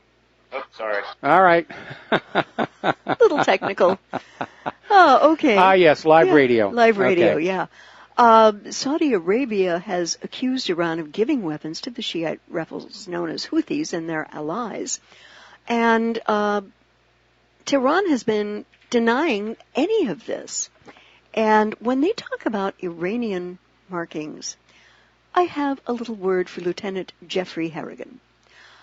Sir, did you not receive the memo that the big lie went out with the whoopee cushion and the dribble glass? Unfortunately, no, because the big lie is alive and well in Washington, D.C. Yeah, I mean, Yemen's defense ministry said the missile attack shook the Saudi capital and that the operation was successful and named the weapon, which is of local Yemeni manufacture. It's called the Burkan 2H. And let's, keep a perspective here. Saudi Arabia is at war with Yemen. Right. And obviously, Yemen has a right to fight back. But what they want to do is spin this off to Iran. Yeah. And I think the reason they're rushing on this one is because it's becoming obvious that the U.S. and its allies have pretty much lost in Syria. They're refusing to leave. But they can't claim victory there. Assad is still in power. Despite all the new people and hardware being poured into Afghanistan, that is not going well. And all it's going to take is one very obvious, visible defeat to derail the entire war agenda. And I think that's why they have accelerated the push to get a war going with Iran. And that may be the reason why they're sort of putting North Korea off to the back burner. We'll get around to it later, but right now we just got to get that thing with Iran going. The problem is that Iran and Russia are trading partners. Russia has already said if Iran is attacked, without any kind of a justification, that Russia will come to Iran's aid. Yeah. We saw how effective Russia was in Syria. Absolutely. And so what we're talking about is building to where there will be a direct confrontation between U.S. and Russian forces, and I don't think it's going to go well for the U.S. No. And, I mean, for this guy to double down on this accusation, we all know what the agenda here is, to lie the American people into yet another bloody war in the Middle East against Iran for its oil resources, for which the Saudis and Israelis have been cheerleading for some time. Well, there's the other part of it is that Iran is one of the very few countries left on earth that doesn't have a private central bank and doesn't practice compound interest lending. They use the Islamic system of a loan plus a flat fee. Right. And that, of course, is something else the central bankers want to vanish from the face of the earth. Oh, yeah. And Harrington and his college, pushing for this war, are facing a far more war-skeptical and war-weary nation than you were right after 9/11 when we were fed the codswallop that Saddam Hussein had weapons of mass destruction and could nuke us in 20 minutes. But this gentleman needs to understand, and here is where I think he's making kind of a fatal mistake. The price for lying to the American people and the world is to never be believed again, ever. And in his taking one for the team, if you will, on this assertion that the missile was Iranian and not Yemeni in origin, he's just sacrificed every bit of professional credibility this guy might ever have had. And while we understand that Riyadh and Tel Aviv have been advocating for regime change in Tehran, they fully expect this to be done only at the cost of American blood and American money. And as you mentioned, you do have the Russian factor. I do not want one more American kid killed or wounded for the rest of their life over wars for resources. That's got to stop, Michael. It absolutely does. But again, from the U.S. government's point of view, they don't have any choice. They got very used to that Bretton Woods deal. They got very used to the fact that money was pouring in from the rest of the world, from other countries that were forced to use the U.S. dollar for cross-border trade and banking. And as a result, they allowed our manufacturing to decline over the last 30 years especially. Right. Yeah. And America's products, even their weapons, are now being seen as overpriced junk that nobody really wants to buy. And so they're trying to arm twist people, like what they did when Turkey said they wanted to buy the Russian S-400 missile. Yeah. And NATO came on in and said, no, you will buy from America. There will be consequences. There will be consequences if you dare buy Russian weapons here. And, of course, nobody wants our GMO agriculture. And so from the point of view of the U.S. government, if they can't conquer the rest of the world and force them to go back to basically using the U.S. dollar for a small fee, that there's nothing left to hold our economy up. Yep. So from their point of view, there is no choice. They can't quit. They can't turn around because they've got nothing else to work with in the United States. Our nation has been allowed to decay because all the money is going to the wars for the last 16 years.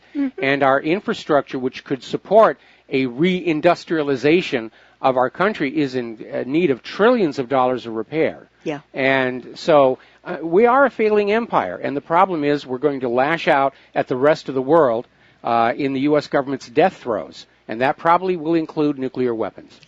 I think so. Speaking of, there was an article today in the Times, as North Korean threat grows, Hawaii prepares for nuclear attack. And for decades, the wail of the nuclear bomb warning siren was ubiquitous in U.S. cities. Public service commercials drilled the duck and cover mantra into the minds of Americans, and the possibility of a Soviet attack was always around the corner. But after the Cold War, most places abandoned their sirens. Fear of terrorism grew more urgent, and for many younger Americans, being on notice for a nuclear war became a relic of the past. That's no longer the case in Hawaii. Amid increasing North Korean threats against the U.S., Hawaii has launched the most aggressive effort in the country to prepare for an attack. TV commercials warned the state's 1.4 million residents to get inside, stay inside if a bomb drops. State officials are holding online forums and flying between islands for town halls to field questions. And apparently on December 1st, the nuclear attack warning siren will be heard in the state for the first time in more than 3 decades. Now, Mike, I have an observation about this story. Kim Jong-un is many things. Stupid? I don't think so. This guy understands perfectly well that a first-strike bombing of an American state or asset would result in getting his country bombed into molten glass by a U.S.-led coalition. But I think that there's a more likely scenario here, and that's one of the Hawaiian Islands being sacrificed in what is called a false flag attack. And think about the incident that drew the U.S. into the Second World War. Oahu surprised, FDR wasn't. And there is a marvelous book that I recommend very highly, and I think you do too, to our readers and listeners. It's called Day of Deceit, The Truth About FDR and Pearl Harbor. And it alleges that the Roosevelt administration deliberately provoked and allowed the Japanese attack on Pearl Harbor in order to bring the U.S. into World War II. Stinnett argues that documentary evidence shows that the attacking fleet was detected through radio and intelligence intercepts, and that the information was deliberately withheld from Admiral Husband E. Kimmel, the commander of the base. And General Short. Yeah. And, of course, living here on the island of Hawaii, we've been able to go on out and verify for ourselves much of what's in Stinnett's book. And what makes Stinnett's book a good read is he actually agrees with what Roosevelt did. So he's not out there grinding an axe. You know, he was out there saying FDR needed to get us into the war against Adolf Hitler, and this is how he did it. But it is a clarification of history, and we've talked about it a lot. We have a lot of the information. And I would go beyond saying allege. Stinnett makes the case very strongly. Compellingly. Yes. Compellingly strongly. And I mean, this place, Station H, is what, maybe a half hour from our place? Yeah, about that. And it's over on the Kaonohi side. We even did a YouTube video, The Bones of Station H. We got to take a break for commercials. When we come on back, we got a caller waiting on the line, and we'll be right back. And aloha, America. Welcome back to our show. We're going to take a phone call here from Mike in Detroit. Mike, welcome to the show. What's on your mind today? Hey, I got a question and I got a thought on the 70 admirals. Yes. First, the question. I think maybe you remember. I'm not sure I would remember. I might have been drinking at the time, but I do believe that Alex a couple years ago mentioned something about Obama going to the Ukraine when he was a senator to disarm Ukraine. Are you familiar with that? I recall something vaguely about that, but, you know, back then, this was before Ukraine started to pivot away from the EU and toward Russia, which is what led to the coup d'etat that put Poroshenko in, which in turn led to Crimea's secession. Yes. Okay, so you did hear that rumor. Okay. Yes. My thoughts on the 70 admirals 60 that are caught up in the sting. 60, okay. Yeah, I remember back in the day, I used to drive the Nimitz. Back when I was in the service, back in the late 80s. I was a quartermaster. The best job I ever had. Went around the world, see the crazy things. Even pulled into Pearl Harbor one day. It was great. My thought is, the last 3 or 4 years of Obama's presidency, you noticed he was purging all the admirals, generals, people with not his ideology, as far as going to some extent to where he blamed fake poker chips just to get somebody fired.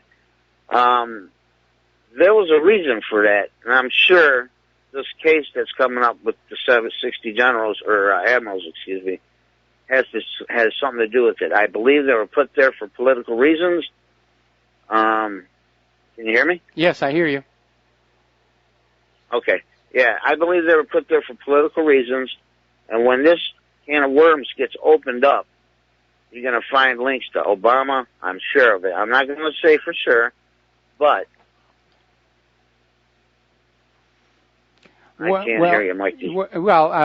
That's because I'm listening to you. But basically, my understanding, the reason it's called the Fat Leonard scandal has to do with a very wealthy individual nicknamed Fat Leonard. And apparently there was some degree of corruption where he was giving money to these admirals, and there's a bunch of other officers caught up in this as well. And it's not clear what they were doing back for him in exchange. Probably had something to do with military procurement in foreign parts, because a lot of these warships, when they're sailing around the world, it's very expensive to ship supplies to them from here in the United States of America. So when they pull into a friendly port, they'll contract with local providers for fresh food, for fuel, and so forth and so on. And that may have been what this was tangled up in. Okay? Okay, he's gone now. All right, so back to the news here. And Claire, what do you have? Well, this comes to us from antiwar.com, and it's a blog that I do recommend because it's thoughtful, it's serious. And the question is being asked, the Saudi blockade of Yemen is starving kids and killing thousands, so why is Washington still defending it? And right now, Yemen is considered the world's worst humanitarian international disaster by the UN. Now, people may be thinking this is shocking, but ultimately not surprising. The Middle East is a chaotic and violent place, and it has been for some time. What's happening in Yemen is an extension of the broader Sunni versus Shiite religious conflict. And while it's terribly tragic, this is a regional conflict that we as Americans cannot solve. But here's the thing. The Saudi-led coalition is being made possible by Washington. This blockade is happening with our government's endorsement, and the entire Saudi intervention is happening with our government's material and intelligence support. Washington is selling the Saudis weapons, refueling their bombers, planning their flights, and using our Navy to bolster the blockade in Yemen's ports. Ending U.S. support wouldn't magically make Yemen peaceful, but it would certainly let in food and medicine that ordinary people need. All right. Well, at least they did open the port of Aden up Yes. so that the UN can get in. We'll be back after these few words. And aloha, America. Welcome back to our show here. We're talking about the situation in Yemen, and before we get back to the current situation there, a little bit of a backstory for those who are not aware of what's really going on in Yemen. Some years back, the U.S. had an intervention in Yemen, and they basically executed a regime change, which they're trying to do all over the world. They kicked out Yemen's own government, and they installed a puppet ruler. Well, the people of Yemen didn't really like that. In fact, hardly anybody living in the country wants to have puppet rulers ruling them for the benefit of a foreign government. Certainly the people of Iran didn't like it. They kicked out their U.S. puppet in 1979. And the people of Yemen didn't like it. And that's what this present conflict is all about, where the people of Yemen were on the verge of kicking out their puppet rulers, and the U.S. used Saudi Arabia as a proxy to go back into Yemen and slap them around and say, look, once you are conquered by the American empire, you stay conquered. You will learn to love and obey your puppet ruler. And the people of Yemen are saying, no, we're not going to do that. And so the Saudi Arabia is in there with full U.S. support to reinstate the internationally approved government. See, they're trying to make it look like this is a good thing, when the reality is they're trying to steal Yemen from the people of Yemen, from their own legitimate government, and put it under foreign domination. And that's what has led to the current situation. So there's this hideous starvation blockade. There is this cholera epidemic, which is looking more and more like a bioweapon attack. And Saudi Arabia did unblock the port of Aden in response to world criticism over the starvation blockade. But for the vast majority of the people of Yemen, nothing has really changed. Yeah. Prince Salman, the principal architect of this genocide, has many honorifics by which he is described due to his doggone good luck in having been born into the House of Saud. However, there is one which will continue to haunt him to his grave and beyond, and that is the following: the butcher of Yemen. Yes, I said it, and said it out loud. It is absolutely impossible not to say, looking at the ongoing carnage here. And Mike, you know, I love people. They're fascinating, they're wonderful, they're baffling sometimes, and I hate to see people, and particularly children, hurting or suffering. I am appalled and disgusted to see the U.S. government enabling Saudi war crimes in Yemen. And yet, under President Trump's watch, this is precisely what I'm seeing happening. And unfortunately, it looks like the U.S. is going to use Saudi Arabia as a proxy again to get the war in Iran going. Yeah. And I'm surprised, actually, that the Saudi Arabian military hasn't carpet-bombed the country yet, killing every single Yemeni infant, woman, and medically fragile elderly person still standing. You know. Well, that's what the cholera is for. Yeah, I guess. And, this is ironic. White House denies approving supply of lethal weapons to Ukraine. The Wall Street Journal has cited an unnamed U.S. official as saying that the White House agreed to supply lethal weapons to Kiev, including Javelin anti-tank missiles. Now, the U.S. administration on Thursday denied media reports that claimed it had approved in principle sending lethal weapons to Ukraine, and the statement is, no, this is wrong.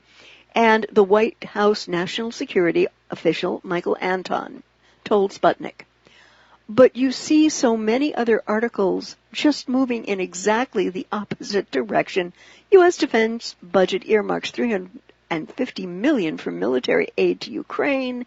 And the Wall Street Journal's article came out a day after Congress unveiled a new defense spending bill, again saying that it authorized $350 million in security aid for Ukraine in 2018. Part of this money has been earmarked for defensive lethal assistance. Now, it's interesting that they're sending Javelin anti-tank missiles over there because That's a weapon specifically designed to engage Russian tanks.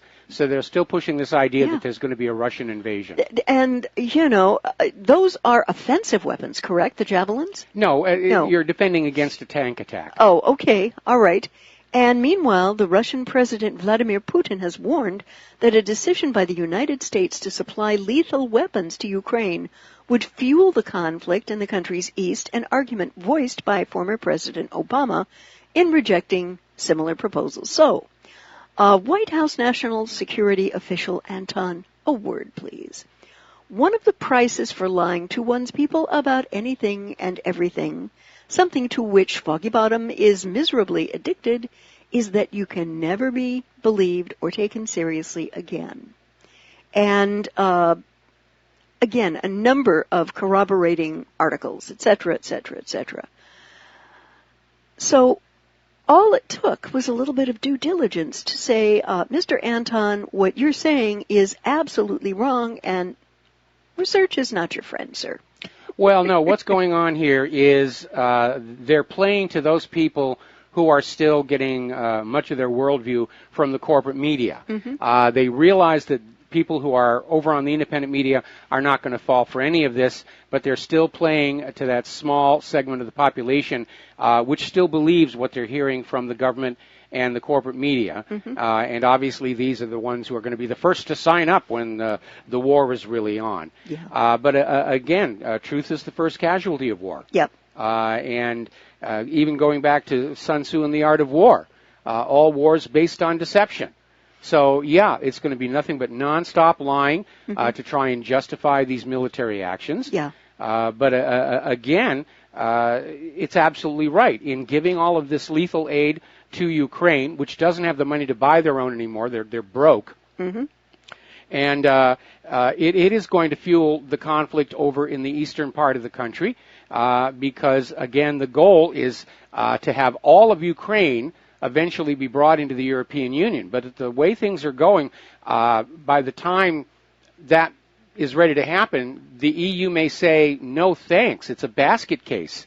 We don't need another basket case economy. We don't need another bomb crater field joining the EU. We need countries that have strong economies, good manufacturing, good agriculture, that we can then siphon the wealth from to prop up the rest of the EU.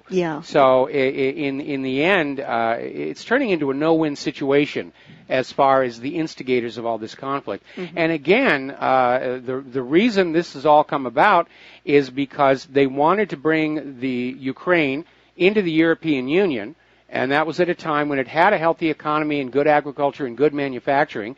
But the Yanukovych, who was the elected president of Ukraine, was looking at the offer from the EU, what's going on in the EU, and Russia made him another offer, and he said, I think we're going to go with Russia, and that's when the U.S. went in with this Kiev coup d'etat, overthrew Yanukovych and installed what's his name? Poroshenko. Petro Poroshenko, the President Chocolate, as the installed puppet ruler of Ukraine. And that, of course, triggered the Crimean secession and the secession of the Donbass and the rest of it. And now, of course, it's another civil war. It's a basket case. And the people in Crimea were never annexed by Russia. That is one of the big lies. And the people in Crimea, Russian-speaking, Cyrillic-speaking, had a long-held relationship with Russia. And it was annexed by Khrushchev to Ukraine. He was a native Ukrainian. And he gave it. He didn't annex it, but he gave it. And by the way, that was actually illegal under Soviet law at the time. So it wasn't legally binding. And after the collapse of the Soviet Union, Crimea was referred to as an autonomous area, its own little state, and not actually part of Ukraine. And again, when the coup d'etat in Kiev took place and Poroshenko took over, the people of Crimea said, well, we don't have a government in Kiev that we elected. We don't have a government in Kiev that's looking out for our interests, so we're going to secede. And they had a referendum that passed overwhelmingly. Yes. So that Crimea became independent. Then they had another referendum that said, do we want to merge with the Russian republics? That referendum also passed with a wide margin. And they said, can we join the Russian Federation? And the Russia said yes. And that's what actually did happen. But the U.S. is taking the position that Crimea's referendums were illegitimate. Therefore, by default, Russia has stolen Crimea. That's their logic to get around the referendums and say Russia stole Crimea. Yeah. This is like a guest at a wedding refusing to recognize the groom's right to marry the bride. Therefore, by default, the groom is guilty of raping his fiancée. Yeah, and kidnapping her. I mean, that's how flawed the logic is. Yeah, you can't have it both ways in this situation, you know. And now Crimea, I understand, is starting to do much better economically. Now that it's working in conjunction with Russia right now. Oh yeah, they're doing very, very well, and of course, a lot of countries in that part of the world are looking at that and realizing that membership in the EU is a losing proposition. You're going to lose your sovereignty, you're going to lose your money, you're going to lose your culture and identity from the flood of refugees. Oh boy. And so it's not surprising that a lot of countries that were considering EU membership have now changed their mind, like Iceland. Iceland has dropped the idea of merging with the European Union. Absolutely. I'd like to kind of bob on over to France, and I'm just trying to get my head around this.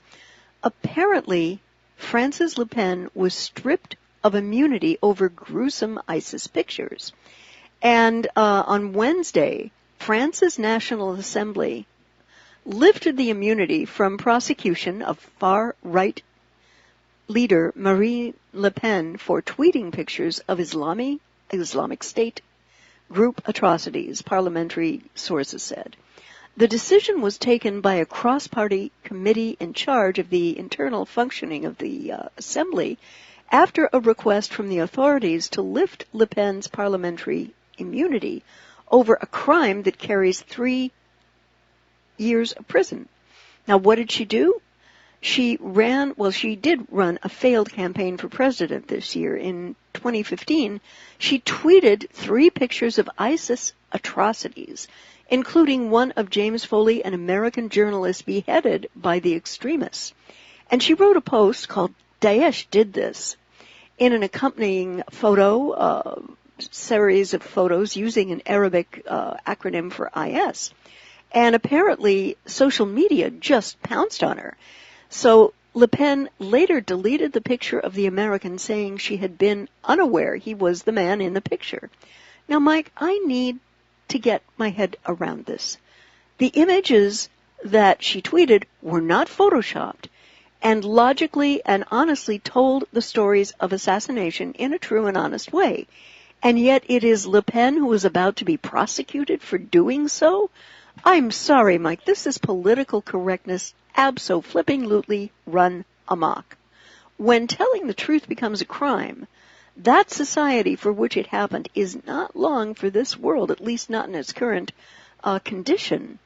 And the most painfully ironic thing about these coming charges is that it is the occupied, unhinged, surveilled state of America which created both Al-Qaeda and ISIS. Well, before we get on to that, we need to understand that France has gone through some dramatic changes, and they have lost much of their liberties and freedoms. And you're absolutely right. The reason they passed this law saying that you can't show the atrocities committed by ISIS or Daesh or whatever they're calling themselves this week was building public opinion against the open border agenda of flooding France with all these Muslim refugees. And that's why they passed that law. But again, France used to have a lot of freedoms, many of which were adopted by France based on the American model coming out of the American Revolution. Right. But they've lost all of them now. I mean, you can be there's a great deal of censorship. And a lot of it is around that globalist agenda of welcoming in the refugees. And a lot of it is around protecting Israel. And again, the very obvious double standard there that whole Charlie Hebdo incident, where some of what they put out is very offensive to Christians, and nobody ever says anything about it. But if you say anything that's offensive to Jews or Muslims, you are in serious, serious trouble. Yeah. And it appears that those open borders are still creating no-go zones in France. It's getting worse. Up in Sweden, it's turning into a war zone. They've had something like 24 bombings over the last month. And at Toulouse today, there was another ramming incident where some very young people in Toulouse got very, very horribly wounded with someone, just driving a car into them and slamming them, And some places are a no-go. I mean, I'm glad many, many, many years I had an opportunity to see some of Europe. And it was in the early 70s, and I'm glad I went today because I don't know that I would feel like going to Europe today in most of I'm most of the I'm in countries. agreement there. Yeah. I mean, I did my Europe experience in the 80s, working for production companies in Rome, Milan, Munich, and also London. And it was a very interesting time, and I enjoyed it, and I enjoyed the people. But you see what's going on there now, where you've got this huge influx of migrants, and rather than assimilating to the new culture, they're coming on in demanding that Europe be turned into another Islamic state. Yeah, and with Sharia law. Yes. And is that getting any kind of pressure or pushback? Unfortunately, there's a lot of politicians in Europe who are saying, why not? If they're now the majority in this part of the country, let's just go ahead and go along and change our country into the country they came from. And it's absurd. But again, part of the globalist agenda is to erase any regional, cultural, local identity to make us all easy to control, which is why now we're seeing the American flag is under attack. The California NAACP is saying that the American anthem is racist and that we should drop that. They tore down all the statues of the Confederacy, and they're putting up statues to Mayor Crackhead from Washington, D.C. Yes. in his place. Yes. Oh, boy. How are parents supposed to go on down there and say that this is a statue of somebody you should emulate? Really? Have you got a crack pipe with you? Yeah, good old Marion Barry. Marion Barry, yes. Yeah. That's just amazing that they are putting any kind of honorifics on this guy, and he was just a terrible influence. He was a terrible mayor as well, on top of everything else. Yeah, he really was. And we're going to be looking at what's going on. Yeah, we're coming up here on our last commercial break here, and after these words from our sponsors, we'll be back with the last segment of our program. Aloha, America. Welcome back to the show. Last segment of our program on this Pauhana Friday. And Claire, you had another story you wanted to share with us. Yes, I do. This came from Zero Hedge. The price of chaos rises in Spain. Apparently, the longer the toxic process between Catalonia and Spain drags on, the wider the gulf grows. During a visit yesterday to Barcelona, the organizers of the Mobile World Congress, the world's biggest mobile event, warned the city council that unless the political situation stabilizes in Catalonia, they'll be looking for an alternative venue after 2018. And apparently, Barcelona has hosted the annual event every year since 2006, and it brings in millions of euros to billions. That's with billions, a B. Yes, thank you.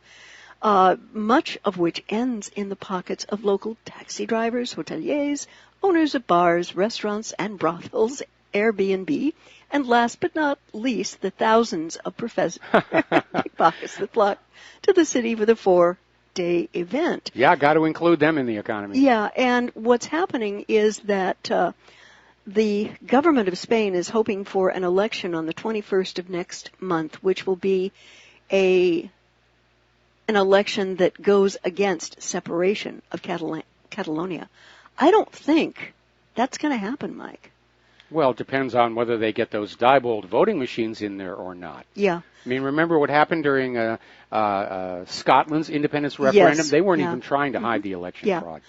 And I don't think that there's going to be an anti-independence majority, even with a lot of vote rigging. And there was a poll by Pew Research indicating that 91% of the Catalans surveyed said that they don't trust the government in Madrid. And, for good reason. We have the same numbers here in this country. Yeah, And I am hoping that we are not looking at a civil war in Spain, but it could get to that point. And I would almost see NATO getting dragged into this to put down the Catalans. I think it could come to that. Well, right now the Catalans are describing the government in Madrid as the reincarnation of Federico Francisco, who was a fascist dictator. Franco. Yes. Didn't I say Franco? No. What did I say? Francisco. Oh, Franco. Okay. Franco, yeah. We're tired. And, of course, that image is going to be very much in the minds of the older generation in Spain. So, it does look like it could turn into a civil war. And I'm sure that NATO doesn't want a civil war in Spain because it doesn't serve the purpose of going up against Iran and Russia and the rest of it. And it would be, unfortunately, a complication. But it does seem like the whole world is just hovering on the edge of a fight with each other and somebody. Yeah. And so, again, I think that in future years, future history books are going to look back and say that 2017, we were already in World War III. And it does seem like it's almost impossible to find any place on the globe that's currently at peace. All right, there's the music. It's time for Claire and I to get on out of here. Please stay tuned to John Stedmiller's program. He's got a lot of stuff to share with you. And we'll be back on Monday. So have a good weekend, and aloha, America. Happy Veterans Day.